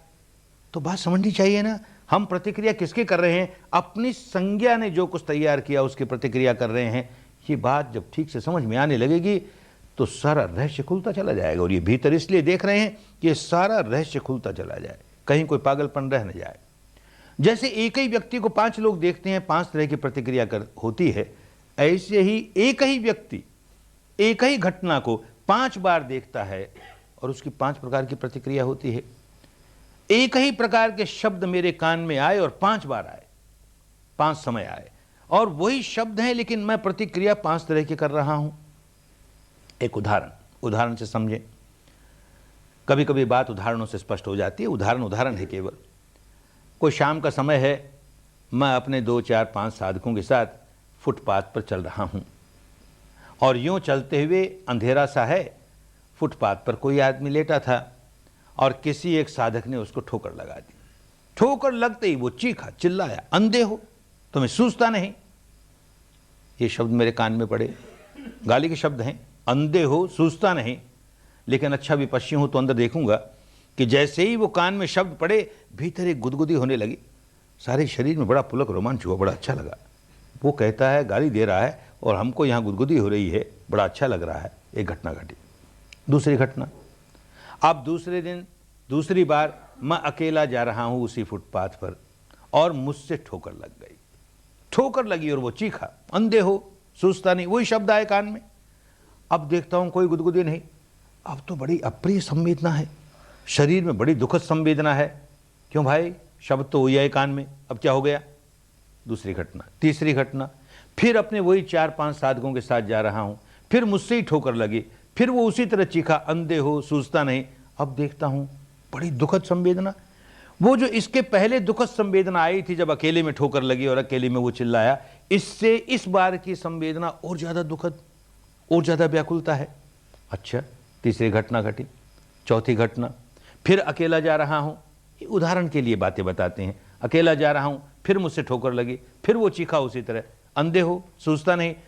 और मैंने पहचाना, या मेरी संज्ञा ने पहचाना, ये तो मेरे पुत्र की आवाज है, मेरा पुत्र है, और मुझे कहता अंधे हो, सूझता नहीं। अब देखिएगा कि जो संवेदना बड़ी दुखद थी अब और कई गुना अधिक हो गई, बड़ी दुखद हो गई। फिर उदाहरण है, 5वीं बार फिर उन्हीं 4 5 साधकों के साथ जा रहा हूं, वैसे ठोकर लगी, वैसे ही वो चीखा, अंधे हो, सूझता नहीं, वैसे ही संज्ञा ने पहचान लिया, ये तो मेरा पुत्र है। अरे अभी तो दुख का कोई ठिकाना नहीं, ऐसा अनंत हो गया दुख। क्यों भाई? 5 बार एक की तरह की घटना घटी, 5 बार वही शब्द कान में पड़े और ये 5 बार 5 तरह की संवेदना हुई, 5 तरह की प्रतिक्रिया हुई। क्यों हुआ? अच्छा विपश्ची साधक होगा, खूब समझेगा विश्लेषण कर करके, इसलिए कर रहे हैं सारी साधना, खूब समझेगा। पहली बार क्या हुआ? हर आदमी एक पागलपन करता है, जब से जन्मता है और आगे बढ़ता है, होश संभालता है। ये दुनियादारी की भाषा में कहते हैं होश संभालता है। होश संभालता है कि होश खोता है कौन जाने। जरा बड़ा हुआ, कहता है होश संभाल लिया हमने, तो क्या करता है? पहला काम ये करता है कि अपनी एक मूर्त गढ़ता है। मैं गोइन का, अरे गोइन का, ऐसा अपनी मूर्त आप गढ़े तो बढ़िया से बढ़िया गढ़ेगा, खूब बढ़िया, ऐसा गोइन का, ऐसा गोइन का, ऐसा गोइन का, और अपने मन मंदिर में उस मूर्त को स्थापित करता है और उस मूर्त के प्रति इतनी गहरी आसक्ति पैदा कर लेता है। अपनी गढ़ी हुई मूर्त है, उसमें सच्चाई का नामो निशान नहीं, अपने भीतर मूर्त गढ़ करके स्थापित कर ली और गहरी आसक्ति पैदा कर ली। ये गोइन का, ऐसा गोइन का, ऐसा गोइन का। पहली बार क्या हुआ? जब किसी ने कहा अंधे हो, सूझता नहीं, तो हमारी संज्ञा ने पहचान के कहा ये शब्द तो गाली के हैं, बिल्कुल ठीक, लेकिन गाली तुम्हें नहीं दे रहा है, ये गाली तेरे साधक को दे रहा है। तो भीतर एक गुदगुदी होती है, अरे मैं विपश्यना का महान आचार्य, मुझसे ऐसी गलती हो जाए मैं किसी को ठोकर मार दूं। ये तो बच्चे हैं, अभी सीखा नहीं इन्होंने, हम बार बार कहते हैं सजग रहो, सजग रहो, फिर भी ठोकर मार दी। ठोकर मारी तो गाली सुननी पड़ी ना, मुझसे थोड़ी ऐसा हो सकता है। अब जो मूर्त बनाई थी उस पर थोड़ा सा रंग रोगन और आ गया, उस पर पॉलिश आ गई, अरे गोइन का क्या कहना, गोइनका का क्या कहना, तो गुदगुदी हुई सारे शरीर में, बड़ी सुखद संवेदना हुई।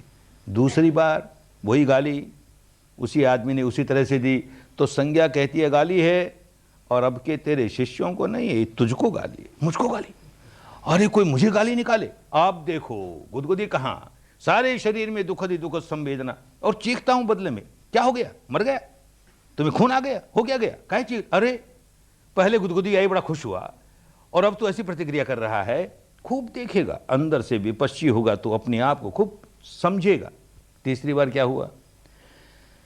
2 4 5 साधक साथ है ना, तो एक और पागलपन हर आदमी करता है, अपनी बढ़िया मूर्त गढ़ करके अपने मन मंदिर में स्थापित करके उसके प्रति आसक्त होता है। यही बहुत बड़ी मूढ़ता है, पागलपन है। एक इससे बड़ी मूढ़ता करता है कि बहुत बढ़िया अपनी मूर्त गढ़ करके दूसरों के मन में भी स्थापित करता है।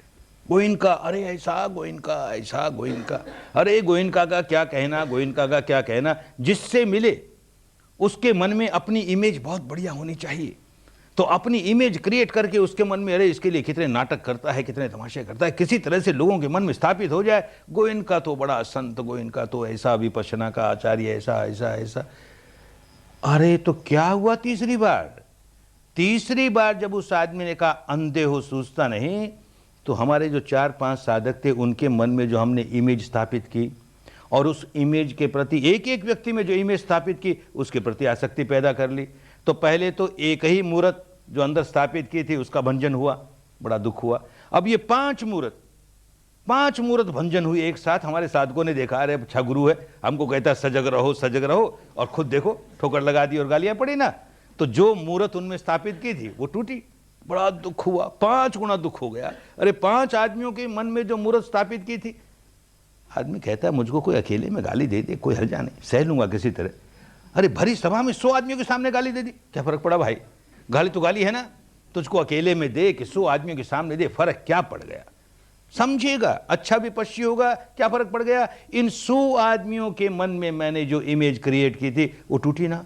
100 आदमियों ने जान लिया कि इस आदमी में दोष है, इसलिए इसको गाली सुननी पड़ती है। तो बड़ा दुख हुआ, बड़ा दुख हुआ। ये बावलापन तीसरी बार में। अब चौथी बार में क्या होता है? हर आदमी मैं कह करके अपनी मूर्त स्थापित करता है, सो तो करता ही है, एक और मूर्त स्थापित करने लगता है।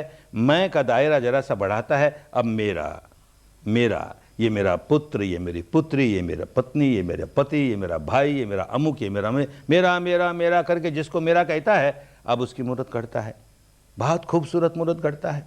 अरे मेरा पुत्र, ऐसा पुत्र, विपश्यना की आचार्य का पुत्र, तो बड़ा विपश्यनावादी होगा, बड़ा धर्मवादी होगा, और जब मैं बूढ़ा हो जाऊंगा तो मेरी ऐसी सेवा करेगा, कहेगा पिताजी आप तो रिटायर हो, हम सब सेवा करेंगे, हम देखेंगे आपको, मेरा पुत्र ऐसा, मेरा पुत्र ऐसा। बड़े उस पुत्र के प्रति बड़ी आसक्ति पैदा कर ली, उसकी इमेज क्रिएट करके, और अब वो गाली देता है, अंधे हो।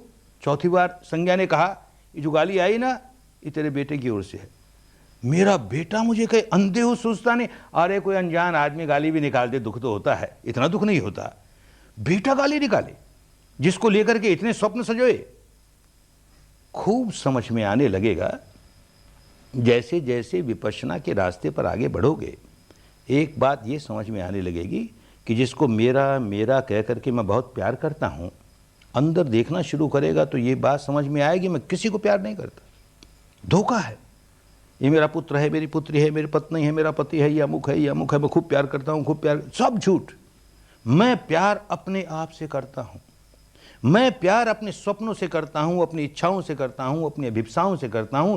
कोई व्यक्ति, पुत्र हो कि पत्नी हो कि पति हो कि भाई हो, वो मेरी इच्छाओं की पूर्ति में सहायक बन गया, मेरे स्वप्नों को पूरा करने में सहायक हो रहा है, इसलिए मुझे प्रिय लगता है।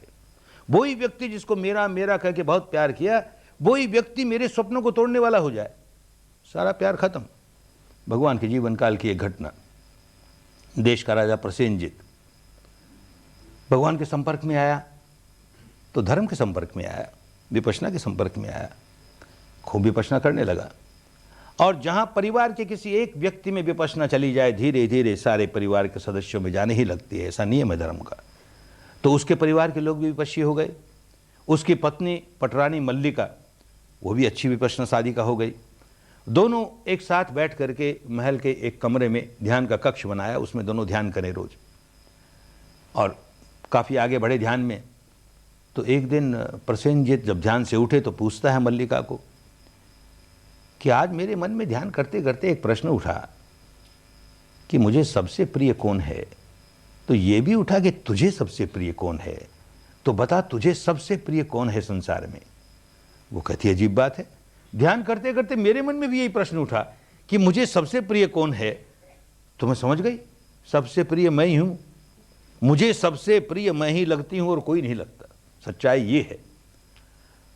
अगर वो विपश्ची साधक नहीं होता तो कहता इसका सिर उतार लो, ये रानी कैसी है, इतनी स्वार्थी है, कहती है मैं ही प्रिय लगती हूं मुझको और कोई नहीं प्रिय लगता, मैं भी प्रिय नहीं लगता इसको। लेकिन वो विपश्ची साधक है ना, खूब समझता है। तो कहता भाई यही उत्तर मुझे मिला, मैंने भी अपने अंदर झांक के देखा तो मुझे यही लगा कि मुझको मैं ही प्रिय हूं, बाकी सारे लोग मेरे स्वप्नों में मेरे सहायक हैं, इसलिए प्रिय लगते हैं, अन्यथा प्रिय नहीं हैं। दोनों के दोनों भगवान बुद्ध के पास गए और कहा महाराज आज तो ऐसा हुआ ध्यान में, और ऐसी वार्तालाप हुई। भगवान ने कहा साधु साधु साधु, तुम्हारा कल्याण हो गया। जिस दिन आदमी अंतर्मुखी होकर के इस सच्चाई को स्वीकार करता है कि मैं कितना आत्म केंद्रित स्व केंद्रित जीवन जी रहा हूं, मुझको मेरे सिवाय और कोई प्यारा नहीं लगता, मुझको मेरे स्वप्नों के सिवाय, मेरी तृष्णाओं के सिवाय, मेरी कामनाओं के सिवाय कोई प्यारा नहीं लगता, उस दिन उसका होश जागा। अब उसमें स्वार्थ बुद्धि निकलनी शुरू हो जाएगी, आत्म केंद्रित जीवन टूटना शुरू हो जाएगा, आत्म भाव अनात्म भाव में बदलना शुरू हो जाएगा, अहंकार निकल के निरहंकार की अवस्था में आना शुरू हो जाएगा। पहले इस सच्चाई को स्वीकार तो करे, अनुभव से जाने, तो खाली बुद्धि से स्वीकार करने से नहीं, अंदर देखते देखते देखते। तो यही हुआ, उस पुत्र के प्रति इतनी गहरी आसक्ति। क्या आसक्ति किस बात की? कि ये मेरे स्वप्नों को पूरा करने में सहायक होगा। कोई मां पुत्र जन्मा है और अभी से स्वप्न लेना शुरू कर दिया, मेरा पुत्र मेरा पुत्र, और जब बड़ा होगा 25-1 बरस का हो जाएगा तो कोई बहू ले आएगा घर में, अभी बहू जन्मी भी नहीं, कल्पना करती है एक बहू ले आएगा, और मेरा पुत्र तो बड़ा आज्ञाकारी होगा, बड़ा विनीत भाव होगा, बड़ा धर्मवान होगा, तो खोज करके जो बहू लाएगा वही बड़ी धर्मवती लेकर आएगा, बड़ी अच्छी बहू लेकर आएगा, ऐसी बहू आएगी, ऐसी बहू आएगी। कल्पना कर रहा है, कर रही है, उसके प्रति आसक्ति, उसकी एक इमेज क्रिएट कर रही है। और 25 वर्ष में, सचमुच 25 वर्ष के बाद बहू ले आया घर में, और बहू ऐसी आई जो चोटी पकड़ के झाड़ू से बात करे। अब बेचारी की सारी तस्वीर खत्म हो गई ना, अरे बहू ऐसी आए, बहू ऐसी आए, सारा स्वप्न जो बहू को लेकर के किया था वो सारा भंग हो गया, उसके रोने का क्या ठिकाना। ऐसे ही वो बहू जब छोटी है तब से सोचना शुरू किया, किसी ने बताया बड़ी हो जाओगी, पराए घर जाओगी, वहां ये मिलेगा, ये मिलेगा, ये, अरे एक माँ भी मिलेगी जो इस माँ से ज्यादा प्यार देगी, ऐसी माँ मिलेगी। ऐसी बेचारी आई, और ऐसी माँ आई कंकाली, ऐसी माँ मिली जो गालियों बिना बात ही न करे, तो बेचारी का सारा सपना टूटा ना। कौन जिम्मेदार है इन स्वप्न बनाने के? हम अपना स्वप्न बनाते हैं, इमेजेस क्रिएट करते हैं, उसके साथ आसक्ति पैदा करते हैं, वो इमेज टूटती है, हम व्याकुल होते हैं। कौन जिम्मेदार है? हम सारी की सारी, हमारी सारी आसक्ति अपने आप के प्रति, अपनी इच्छाओं के प्रति, और वो पूरी होती नहीं, हम व्याकुल होते हैं। माता पिता चाहते हैं बड़े हो जाएंगे तो ये बेटे और बहू हमारी बहुत सेवा करेंगे, और बेटे और बहू स्वप्न लेते हैं कि अरे ये बूढ़ों के खटखट में कहाँ पड़ेंगे, बड़े होकर के जरा अपना पांव जम जाए तो एक बंगला बने न्यारा। सिनेमा में यही सुनते आए, पढ़ते आए, अपना अलग बंगला लेके छोड़ो इन बूढ़ों को, बड़े आराम से रहेंगे। वो अपना स्वप्न ले रहे हैं, हम ऐसे रहेंगे, ये अपना स्वप्न ले रहे हैं, तो दोनों का स्वप्न तो पूरा होगा नहीं ना, रोएगा ही ना, आपस में स्वप्न टूटेगा। तो जब तक 2 भाई हैं और एक ही स्वप्न दोनों के हैं, एक ही दिशा में दोनों के स्वप्न चल रहे हैं, बड़ा प्यार है।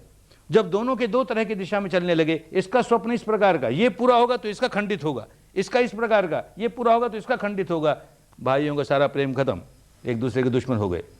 तो भाई क्यों हो गए? कि प्यार भाई से नहीं है, प्यार पुत्र से नहीं है, पुत्र वधू से नहीं है, पिता से नहीं है, माँ से नहीं है, प्यार अपने आप से है, और प्यार अपनी कामनाओं से है, अपने स्वप्नों से है। ये बात विपश्ची साधक शीघ्र देखने लगता है, उसके कल्याण का रास्ता खुल जाता है, क्योंकि वो अपने दुख का कारण समझने लगा। मेरे दुख का सही कारण ये है, ऐसा समझने लगा तो खूब समझ में आएगा कि चौथी बार जो मैं ज्यादा व्याकुल हुआ वो इसलिए हुआ कि मैंने स्वप्न संजोया अपने पुत्र के प्रति, और वो पुत्र मुझे गाली निकालता है। औरों के प्रति तो संजोया नहीं ना कोई स्वप्न। कोई अनजान आदमी गाली निकालता है तो दुख तो हुआ, पर उतना दुख नहीं हुआ क्योंकि उस अनजान आदमी के साथ मेरा कोई स्वप्न नहीं है कि ये मेरा स्वप्न पूरा करेगा, ये मेरी कामनाओं को पूरा करने में सहायक होगा, ऐसा रंच मात्र भी नहीं था। और इसके प्रति तो बहुत है, ये बड़ा हो जाएगा तो ऐसी मेरी सेवा करेगा, ये करेगा, ये करेगा। अब वो तो बिल्कुल विपरीत, बड़ा दुखी हुआ। 5वीं बार और ज़्यादा क्यों दुखी हुआ उसे भी समझेगा। एक और पागलपन करता है, मेरा मेरा मेरा कह करके उसकी मूर्त अपने मन में स्थापित करता है, सो तो करता है, औरों के मन में भी स्थापित करने लगता है। जानता भी है कि इसमें खोट है, फिर भी कहता मेरा पुत्र, अरे क्या कहना, ऐसा आज्ञाकारी है, ऐसा विपश्ची है, ऐसा है, ऐसा है। इसके मन में स्थापित की, इसके मन में स्थापित की, मेरा पुत्र, मेरी पत्नी, मेरा पति, मेरा अमुक, मेरा अमुक। और अब वही पुत्र जिसकी इमेज मैंने 5 साधकों के मन में स्थापित की, बरसों लगाए, अब वो 5 इमेजेस उनका भंजन हुआ ना, वो पुत्र इनके सामने मुझे गालियां निकालता है। अरे भाई, तू मेरा पुत्र है, घर में गाली निकाल देता तो ठीक था, फिर भी सह लेते। तो इन 5 आदमियों के सामने, मेरे साधुओं के सामने मेरी इज्जत खराब करता है, इनके सामने गाली निकालता है। होश नहीं है ना, अकेले में निकाले कि बाहर निकाले। तू क्यों दुखी हो रहा है इसको देखना, तूने अपने भीरत मूर्त गढ़ी ना। वो चित्रकार जो चित्र बना करके उस पर पागल हो गया, ऐसे ही हम मूर्तिकार मूर्ति बना बना करके पागल हो रहे हैं। ये बात विपश्ची साधक को जितनी जल्दी समझ में आ जाए उतनी जल्दी कल्याण के रास्ते पड़ गया, आनी चाहिए। अगर ये संवेदनाओं का खेल खेलता चला गया, सुखद आई और खुशियों से नाचने लगा, दुखद आई रोने लगा, तो सारे जीवन भर साधना करता जाए, उसका कोई लाभ होने वाला नहीं है। जो आदमी ये समझ गया कि सुखद आई कि दुखद आई, मुझको साक्षी भाव से देखना है, तो सारा रहस्य खुलना शुरू हो जाएगा। ये देख परमाणुओं का पुंज है, ये देख चित्त के 4 हिस्से हैं, ये विज्ञान है, जानने का काम करता है, ये संज्ञा है, पहचानने का काम करती है और मूल्यांकन करती है, वेदना संवेदनशील होने का काम करती है, ये संस्कार प्रतिक्रिया करने का काम करता है। वो देख इसका कैसे प्रभाव शरीर पर पड़ रहा है, कैसे संवेदना आ रही है, कैसे संवेदना हमें प्रभावित करती है। उस संवेदना की वजह से विकार और जागता है, संवेदना बढ़ती है, संवेदना बढ़ती है, विकार बढ़ता है, विकार बढ़ता है, संवेदना बढ़ती है। सारा प्रपंच समझ में आने लगेगा। अब संवेदना आएगी तो विकार नहीं बढ़ाएगा, साक्षी भाव से देखेगा, तो संवेदना अपने आप हमको सिर पर चढ़ने वाले नहीं होगी, तो विकार अपने आप सिर पर चढ़ने वाले नहीं होंगे, दोनों दुर्बल होते होते होते समाप्त हो जाएंगे। ये सारा काम सफलता में, सफलता के लक्ष्य में तब पूरा होगा जबकि हम विपश्यना ठीक से कर पाएंगे। और ठीक से करने का ये कि हम भोक्ता भाव से बाहर निकल करके दृष्टा भाव में स्थापित हों और उसके अनित्य स्वभाव को समझते रहें। अनित्य है, ऐसी संवेदनाएं तो अनित्य है, ऐसा विकार जागा तो अनित्य है। देखें तो कितनी देर रहता है, देखें तो कितनी देर रहता है। यूं उसमें पुष्ट होते होते अपने स्वभाव को पलटना शुरू कर देंगे। तो विपश्यना बड़ी कल्याणकारिणी हो गई, बड़ी कल्याणकारिणी हो गई। जितने हमारे भीतर दुर्गुण हैं, जितने हमारे भीतर खोट है, जितने हमारे भीतर मैल हैं, वो सारे के सारे हमारे मुक्ति के लिए बाधक हैं। मुक्ति, जब तक ये खोट नहीं निकलेंगे तो मुक्ति काहे की। हमको किसने रस्सी से बांध रखा है, कि हथकड़ियों से बांध रखा है, कि बेड़ियों से बांध रखा है। हम विकारों से बंधे हुए हैं। जब तक विकारों से बंधे हुए हैं तब तक हम बंदी हैं। भाव भाव इसी तरह बंधे रहेंगे, एक जन्म के बाद दूसरा, एक जन्म के बाद दूसरा, और हर जन्म में व्याकुलता ही व्याकुलता, व्याकुलता ही व्याकुलता। ये सारे के सारे जो दुर्गुण है वो निकलते चले जाए, चित्त निर्मल होता चला जाए और सद्गुणों से बढ़ता चला जाए, तो यही सद्गुण हमारे सहायक हो गए, हमको भव सागर पार करने में बहुत बड़े सहायक हो गए। इसीलिए 10 तरह के ऐसे सद्गुण हैं जिनको पुरानी भाषा में पारमी कहा, पुण्य पारमी। ऐसे पुण्य माने वो जो हमारे चित्त को पुनीत करें, उसको पुण्य कहा जाता था। चित्त को पुनीत करने वाली 10 बातें जो कि हमको भव सागर से पार उतरने में सहायक बनती है, उनको पारमिताएं कहा, पारमी कहा। समझें, उसे काम आएंगे आगे जाकर के। कैसे एक एक पारमी हमें बढ़ानी है, इसको खूब समझेंगे। एक पारमी है निष्क्रमा पारमी, माने निष्क्रमण करता है। जिस किसी को अंतिम अवस्था तक पहुंचना है उसे निष्क्रमण करना ही पड़ेगा। घर बार छोड़ करके, सन्यासी हो करके, सन्यासिनी हो करके, और वो अनंत की अवस्था पर पहुंचेगा। लेकिन हम गृहस्थ हैं, हम घर बार छोड़ने लायक नहीं, माने इस लायक नहीं, यही हमारा मानस अभी नहीं बना। तब ये पारमी हमारी कैसे पूरी हो। तो पुराने लोगों ने इसके लिए एक रास्ता निकाला। उन दिनों तो बड़े शिविर होते थे, 7 सप्ताह के शिविर होते थे। अब आजकल भाग दौड़ की बात आ गई तो 7 सप्ताह को घटा करके 1 महीना किया। कुछ काम बना और कम किया, 20 दिन किए, 15 दिन किए, 10 दिन किए, 10 से और कम किया, 7 दिन किया, देखा कुछ पल्ले ही नहीं पड़ता। तो एक नियम बना दिया कि 10 दिन का तो शिविर कम से कम, लंबा हो तो और अच्छी बात। तो कम से कम 10 दिन के लिए तो घर छोड़ करके निष्क्रमण पारमी पूरा कर रहे हैं ना। भले सिर नहीं मुड़ाया, कपड़े नहीं बदले, फिर भी भिक्षु का सा जीवन जीने आए हैं ना। और भिक्षु का क्या जीवन होता है, मैं मेरा कहने के लिए कुछ नहीं, सब छोड़ आया। तो यहां आता है तो न ये मकान मेरा, न ये भोजन मेरा, ये न मेरा, ये मेरा, कुछ नहीं। तो जैसे अपने अहंकार को पिघलाता है। मुक्त अवस्था का मतलब यही हुआ कि अहम भाव बिल्कुल समाप्त, आत्म भाव बिल्कुल समाप्त, अनात्म भाव में स्थापित हो जाता है। मैं मेरा समाप्त होता है। तो घर बार छोड़ के जब सन्यासी बनता है, खाना भी किसी दूसरे का दिया हुआ खाता है, हाथ में पात्र लेकर के भिक्षाम देहि, तो अहम पिघलेगा ना, अहम कैसे रहेगा। वो अहम पिघलाने के लिए, ये निष्क्रमण पारमी जरा जरा से बढ़ाने के लिए 10 दिन शिविरों में लोग आते हैं। यहां मुझे भिक्षु की तरह रहना है। यही कारण है कि जब आदमी ये समझता है कि मैं दूसरों के दिए हुए दान पर जी रहा हूं, भिक्षु दूसरों के दिए हुए दान पर जीता है, उसका अपना कुछ नहीं। तो यहां 10 दिन रहते हुए किसी ने दान दिया, इसकी वजह से मुझे भोजन मिलता है, सुबह का भी दोपहर का भी। किसी ने दान दिया, उसके भोजन पर पल रहा हूं। अगर यहां रहने के, खाने के, पीने के, अरे ये धर्म सिखाने के चार्जेस तो कोई क्या देगा और कोई क्या लेगा, उसे न भी ले फिर भी रहने का तो लगता है इतना पैसा देना ही पड़ेगा भाई, खाने का तो लगता है इतना देना ही पड़ेगा, बिजली का, पानी का, इसका उसका लगता है, तुमको 10 दिन के लिए इतना पैसा तो देना ही पड़ेगा। तो होटल हो जाती ना, फिर होटल का चार्ज दिया ना, तो उसके निष्क्रमण पारमी कैसे बनती। इसलिए इस परंपरा में खाने रहने, माने धर्म सिखाया उसकी तो बात ही क्या, खाने रहने खर्च, उसका भी कोई खर्चा नहीं। वो इसीलिए कि उसके मन में ये भाव आए, मैं पराये दान पर जी रहा हूं, पराये दान पर जी रहा हूं। अगर पैसा दिया तो अहंकार जागेगा ही कि भाई 10 दिन है, आप लोगों ने इतना पैसा लिया है, कैसा खाना देते हो, देखो नमक कितना कम है, वो मसाला कितना कम है, ऐसा क्यों बनाया, वैसा क्यों नहीं दिया। अरे भाई अब तो भिक्षा पात्र में जो पड़ गया सो पड़ गया, हम तो भिक्षु हैं, हम तो भिक्षुणी हैं, जो मिला है वही खाना है, स्वाद के लिए नहीं खा रहे हैं, हमें तो ये 10 दिन जीवित रहना है, शरीर को आहार चाहिए इसलिए ले रहे हैं।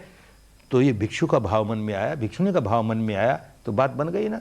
निष्क्रमण पार में बिना घर, एक सन्यासी का भेष किए बिना ही, सन्यासिनी का भेष किए बिना ही 10 दिनों तक भिक्षु भिक्षुणी का जीवन जी करके निष्क्रमण पारमी के घड़े में कुछ बूंदे तो डाली। ये 10 घड़े हैं पारमियों के, और आदमी उसमें एक एक बूंद डाल के उनको पूरा करता है। पूरा हुआ 10 के 10 तो मुक्त हो जाएगा। तो निष्क्रमण पारमी पूरा होने में सहायता मिली यहां आकर के। दूसरी पारमी शील की पारमी, शील पालन घर में भी कर सकता है, लेकिन कठिनाई होती है ना, परिस्थितियां ऐसी है, किसी न किसी बात को लेकर कोई ना कोई शील भंग हो जाएगा। और यहाँ तो सारा वातावरण ऐसा तपोभूमि का, और तपोभूमि का वातावरण सो तो कार्यक्रम ऐसा, सुबह 4 साढ़े 4 बजे से रात को 9 साढ़े 9 बजे तक कहाँ चोरी करने जाएगा, कहाँ हत्या करने जाएगा, कहाँ व्यभिचार करने जाएगा, कहाँ नशा पता करने जाएगा। भूल अगर होगी भी तो कहीं झूठ बोल जाएगा, बोलेगा तो किसी बात को बढ़ा के बोल देगा, किसी को घटा के बोल देगा, मार्गदर्शक पूछेगा तो उसको उल्टा सीधा जवाब दे देगा, तो शील भंग हुआ। तो उसी के लिए कम से कम आपस में तो बात नहीं करे, 9 दिनों तक पूर्ण मौन। अरे तो 9 दिनों का तो हमारा बड़ा अच्छा शील हुआ ना, निष्कलंक शील हुआ, हमने कोई गलती नहीं की 9 दिनों तक, पारमी बढ़ी ना।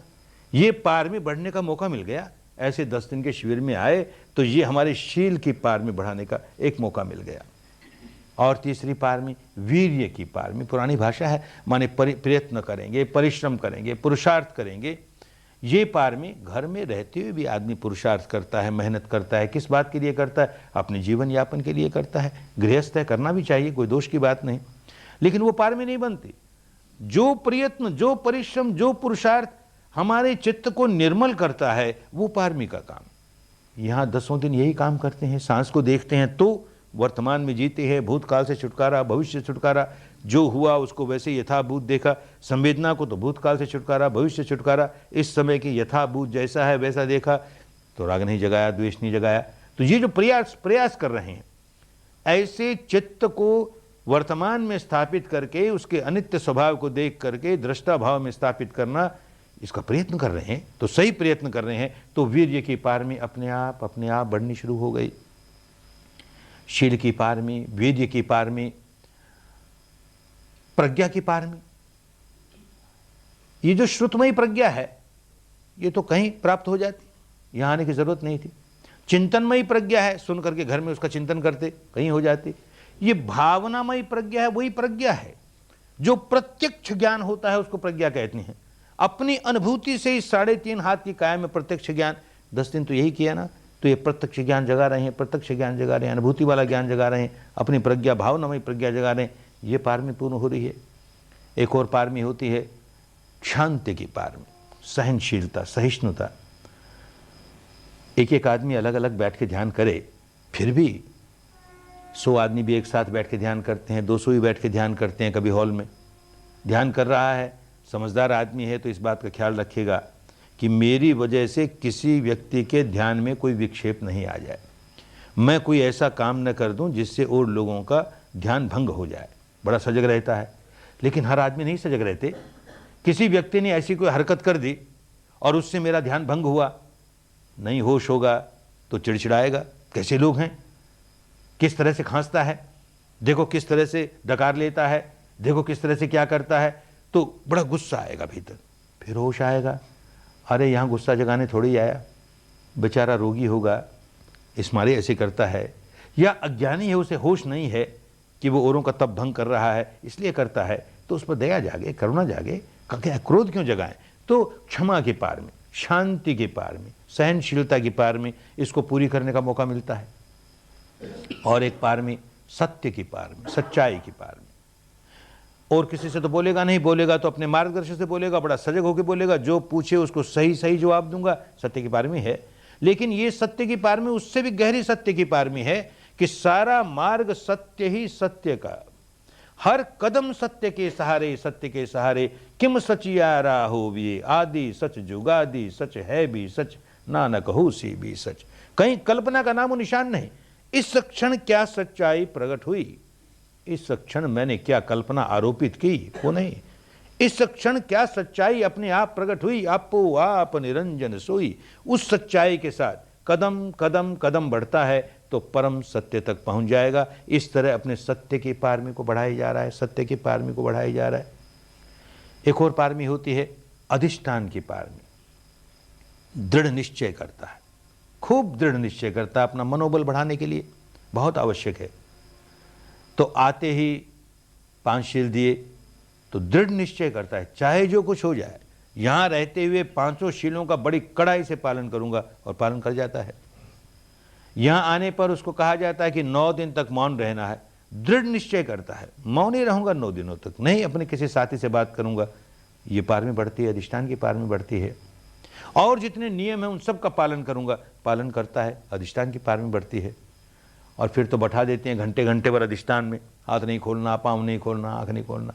1000 रोता है लेकिन फिर भी नहीं खोलता, तो नहीं खोलता तो उतनी उतनी अधिष्ठान की पार में पुष्ट होती जाती है।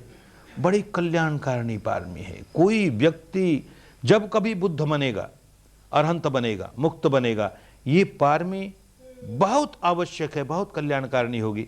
जैसे ये व्यक्ति सिद्धार्थ गौतम, जब ये बुद्ध बना, जिस रात को बुद्धत्व प्राप्त हुआ उसे, तो पेड़ के नीचे बैठा है और पालथे मार के बैठ के उसने दृढ़ संकल्प किया, अधिष्ठान लिया कि मैं अपना हाथ नहीं खोलूं, पांव नहीं खोलूं, आंख नहीं खोलूं, शरीर को बिल्कुल नहीं हिलाऊं। ये दृढ़ निश्चय है, घंटे भर का नहीं, 2 घंटे का नहीं, जब तक मुझे बुद्धत्व ना प्राप्त हो जाए। और न जाने कितना समय लगेगा। तो जब तक बुद्धत्व नहीं प्राप्त हुआ तब तक उस अधिष्ठान को लेकर बैठा रहा। और ये पकी हुई पारमी नहीं हो और आदमी निर्णय करे कि मैं भी बैठता हूं ऐसे, जब तक बुद्ध न बन जाऊं तब तक पांव नहीं खोलूंगा, हाथ नहीं खोलूंगा, आंख नहीं खोलूंगा, और 10 मिनट में पीड़ा जागी, हाय रे, अरे छोड़ो छोड़ो, फिर बैठेंगे, अभी नहीं, समय ठीक नहीं है, ये करता रह जाएगा ना। ये पार में जितनी जितनी पुष्ट कर लोगे, देखोगे बहुत काम आई, बहुत काम आई, और काम आएगी, निश्चित रूप से काम आएगी। अगली पार में उपेक्षा पार में, उपेक्षा माने समता का भाव। तो इससे ज्यादा समता का भाव और कहां सीखेंगे। ये ऊपरी ऊपरी बुद्धि के स्तर पर समता का भाव तो चिंतन करके आदमी करता ही है, उससे क्या मिलेगा। अनुभूति के स्तर पर समता का भाव सीख रहे हैं। सुखद संवेदना आती है, अनित्य है भाई, हम नहीं प्रतिक्रिया करते, समता का भाव आया। दुखद संवेदना आती है, हम नहीं प्रतिक्रिया करते, समता का भाव आया। जो कुछ अनुभव हो रहा है उसके प्रति हम प्रतिक्रिया नहीं कर रहे, समता का भाव आया। ये उपेक्षा की पार में पुष्ट हुए जाए, पुष्ट हुए जाए, बहुत कल्याणकारिणी। यही तो निर्मल करती है चित्त को। एक और पार में मैत्री की पार में कल सीखेंगे। माने मन में मंगल भाव जागे, औरों के प्रति तेरा मंगल हो, तेरा कल्याण हो, तेरा भला हो। किसी के प्रति द्वेष नहीं जगाएं, द्वेष की जगह मैत्री जगाएं, करुणा जगाएं। वो मैत्री की पारवी यहाँ बिना आए भी आदमी कर सकता है। अपने घर में रोज चिंतन करे, सबका मंगल हो, सबका कल्याण हो। अरे अपने पड़ोसी के साथ भी मैत्री भाव रखना चाहिए। तो ए पड़ोसी तेरा भला हो, तेरा मंगल हो, यूं करता जाएगा। लेकिन मन के भीतर अंदर के हिस्से में तो उस पड़ोसी से झगड़ा है ना, तो अंदर ही अंदर कहेगा तू जहन्नुम में जा, तेरा बुरा हो जाए। ऊपर से कहेगा तेरा मंगल हो, तेरा कल्याण हो, तेरा मंगल हो। अरे जो भीतर वाला मन है ज्यादा बलवान है, और वही बनाता है संस्कार। वो संस्कार तो तुम्हारे मैत्री का नामो निशान नहीं। और ये ऊपर ऊपर के लेप लगाते हो मैत्री के, बात नहीं बनती। यहां 10 दिन किस लिए आते हैं कि चित्त को निर्मल करते करते 9 दिन तक चित्त को निर्मल करने का काम किया। 10वें दिन जितना भी चित्त निर्मल हुआ, अब मैत्री करना सीखेंगे। मंगल मैत्री, तेरा मंगल हो, तेरा भला हो, और संवेदनाओं के आधार पर करेंगे। तो अंतर मन से कर रहे हैं। बिना संवेदना को जाने हुए हम अपने चित्त को सुधारने का काम जब जब करेंगे, तब तब केवल बुद्धि सुधरेगी, कॉन्शियस माइंड सुधरेगा, हमारा अंतर्मन नहीं सुधर सकता। और जब भी इस संवेदना के साथ अपने मन को सुधारने का काम करेंगे तो अंतर्मन सुधरना शुरू हो गया। क्योंकि हमारा अंतर्मन इन संवेदनाओं के साथ जुड़ा रहता है, प्रतिक्षण जुड़ा रहता है। जब तक प्राण है तब तक जुड़ा ही रहेगा। तो इसके साथ करना कल सीखोगे। ये 9 दिन तक चित्त को निर्मल करने का काम, 9 दिन तक शरीर पर होने वाली संवेदनाओं को जान लेने का काम नहीं करते तो मैत्री ठीक से नहीं कर पाते। तो कल ये मैत्री सीख करके इस पारमी को भी पुष्ट करने में अपना बल लगाएंगे। और एक पारमी दान की पारमी, बड़े महत्व की पारमी है। गृहस्थ के लिए बहुत आवश्यक है। गृहस्थ है तो किसी के सामने हाथ नहीं पसारे, वो उसको मेहनत करके, परिश्रम करके, ईमानदारी के साथ धन कमाना ही चाहिए। अपने भरण पोषण के लिए, अपने परिवार के भरण पोषण के लिए, जो लोग आश्रित हैं उन सब के भरण पोषण के लिए उसे कमाना ही चाहिए। भिक्षु को कमाने की जरूरत नहीं, उसको धन संग्रह करने की जरूरत नहीं। लेकिन गृहस्थ को कमाना ही चाहिए। लेकिन बड़ी कठिनाई हो गई। जहां कमाना शुरू किया, जहां घर में धन आना शुरू किया, वहीं अहंकार बढ़ेगा। मैं कमा रहा हूं, मैं इतना होशियार, मैं इतना चतुर, मेरी वजह से कमाई होती है, बाकी लोग सब निठल्ले हैं, बाकी लोग सब मूर्ख हैं। ये अहंकार जागता है। अहंकार जागता है तो मुक्ति की दूसरी दिशा में जाने लगा। मुक्ति कहां से आएगी? मुक्ति तो अहंकार शून्य अवस्था को कहते हैं। आत्मभाव बिल्कुल समाप्त हो जाए, अनात्म भाव में स्थापित हो जाए, उसको मुक्त अवस्था कहते हैं। और यहां तो अहंकार जगाया जा रहा है। ये बेचारा कैसे मुक्त होगा?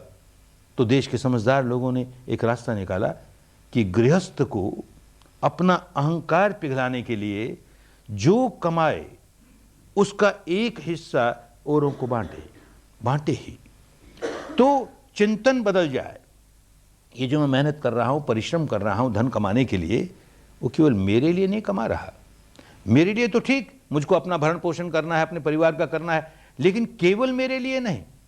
आखिर ये जो पैसा आता है समाज से आता है, बदले में मैं समाज को क्या देता हूं, ये भाव जागना शुरू हो तो अहंकार पिघले। जागे तो भी कम जागे, अहंकार कम होता जाए, देता है, बांटता है। पुरानी भाषा में दान भी नहीं कहा, उसे समविभाग कहा, विभाग करता है और लोगों के साथ। तो जो कुछ मैं कमाता हूं उससे से अधिक लोगों का अधिक से अधिक कल्याण कैसे हो जाए। यहां 10 दिन आएगा तो अब समझने लगेगा कि अधिक से अधिक लोगों का अधिक से अधिक कल्याण कैसे हो जाता है। किसी भूखे को रोटी देते हैं तो कल्याण हो उसका, एक दिन की भूख मिट गई उसकी, कल फिर भूखा हो गया, फिर उसको रोटी की जरूरत पड़ गई। प्यासे को पानी दिया, कुछ घंटों के बाद फिर पानी चाहिए, प्यास उसके हमेशा के लिए नहीं बुझी। नंगे को कपड़ा दिया, कुछ महीने के बाद फिर नंगा हो गया, कपड़े फिर चाहिए। रोगी को औषधि दी, वो रोग निकल गया, कोई और रोग आ गया। ये सारी अच्छी हैं, नहीं करना ऐसा नहीं कहा जाता धर्म में कि ये सब काम मत करो। लेकिन विपश्यना करते करते ये होश आने लगेगा कि सब दानं धम्म दानं जिनाति। जितना दान किसी को दिया जाए वो सारे दान अच्छे हैं, पर इन सारे दानों में धर्म का दान सबसे ऊंचा दान। एक व्यक्ति को भी शुद्ध धर्म मिल गया, शुद्ध धर्म का रास्ता मिल गया, अरे सारे दुखों से मुक्त होने का रास्ता मिल गया ना बेचारे को। ये छोटे मोटे दुख दूर हुए फिर आए, दुख दूर हुए फिर आए, ये तो सारे दुखों से दूर हो जाएगा, भव चक्र से दुख से छुटकारा पा लेगा। इतना बड़ा दान, इसमें मैं कैसे सहायक हो जाऊं? तो 10 दिनों तक अपने यहाँ रहने का दान नहीं दे रहा। जो व्यक्ति ये सोच के दान देता है, शिविर में आकर के 10 दिन रहा तो इनका खाने का कितना लगा होगा? अरे 100 लगे होंगे। ये पानी वानी का क्या लगा होगा? इतने लगे होंगे। अच्छा क्या है, आज का महंगाई है तो 200 लगे होंगे, 250 लगे होंगे, और क्या, दो ना 250, छुड़ाओ पिंड अपना। अरे क्या दान दिया रे तूने? होटल का बिल चुकाया ना? फिर नहीं, मैं तो रहा भिक्षु की तरह किसी और के दान पर। अब मेरे मन में ये चेतना जागे कि भाई इसी तरह अन्य लोगों को भी मिले ना, तो मेरे पास जो धन है वो औरों के लिए, आगे भविष्य में जो साधक आने वाले हैं वो किस तरह से इसका लाभ उठा ले, इस मारे दान देता है। शुद्ध चित्त से लोगों का कल्याण कैसे हो, लोगों का कल्याण कैसे हो, मैं उसमें कैसे सहायक हो जाऊं। अरे मेरे पास कम धन है तो कम दूं, कोई हर्जा नहीं, लेकिन चेतना ये है, अच्छा मैं सेवा ही करूं, 10 दिन तक लोग मेरी सेवा करते रहे, मैं श्रम का दान देता हूं, ये दान पारमी बनती है, नहीं तो पारमी नहीं। ये 10 पारमियों को याद रखेंगे और जब कभी भविष्य में 10 दिन के शिविर में आएंगे, खूब याद रख करके, एक एक पारमी को पुष्ट करने के लिए आया हूं। ये 10 घड़े हैं, भले एक एक बूंद 2-2 बूंद सब घड़े में डालनी है, और सारे घड़े जब पूर्ण हो जाएंगे तो मुक्त हो जाऊंगा। ये समझदारी के साथ काम करना है। बड़ा कल्याणकारी है धर्म।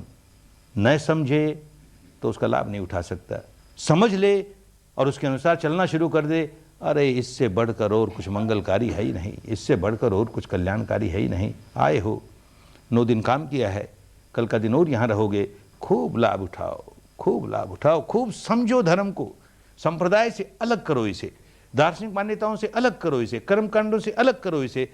ऐसा कुदरत का कानून है, ऐसा नियम है, ऐसा मान करके काम करोगे, खूब मंगल होगा, खूब कल्याण होगा। सबका मंगल हो, सबका कल्याण हो, सबकी स्वस्थ मुक्ति हो, स्वस्थ मुक्ति हो। भवत सर्व मंगलं, भवत सर्व मंगलं, भवत सर्व मंगलं। भला हो, भला हो, भला हो। चाहें तो 5 मिनट विश्राम कर लें, फिर थोड़ी देर और ध्यान करेंगे। 5 मिनट विश्राम कर लें।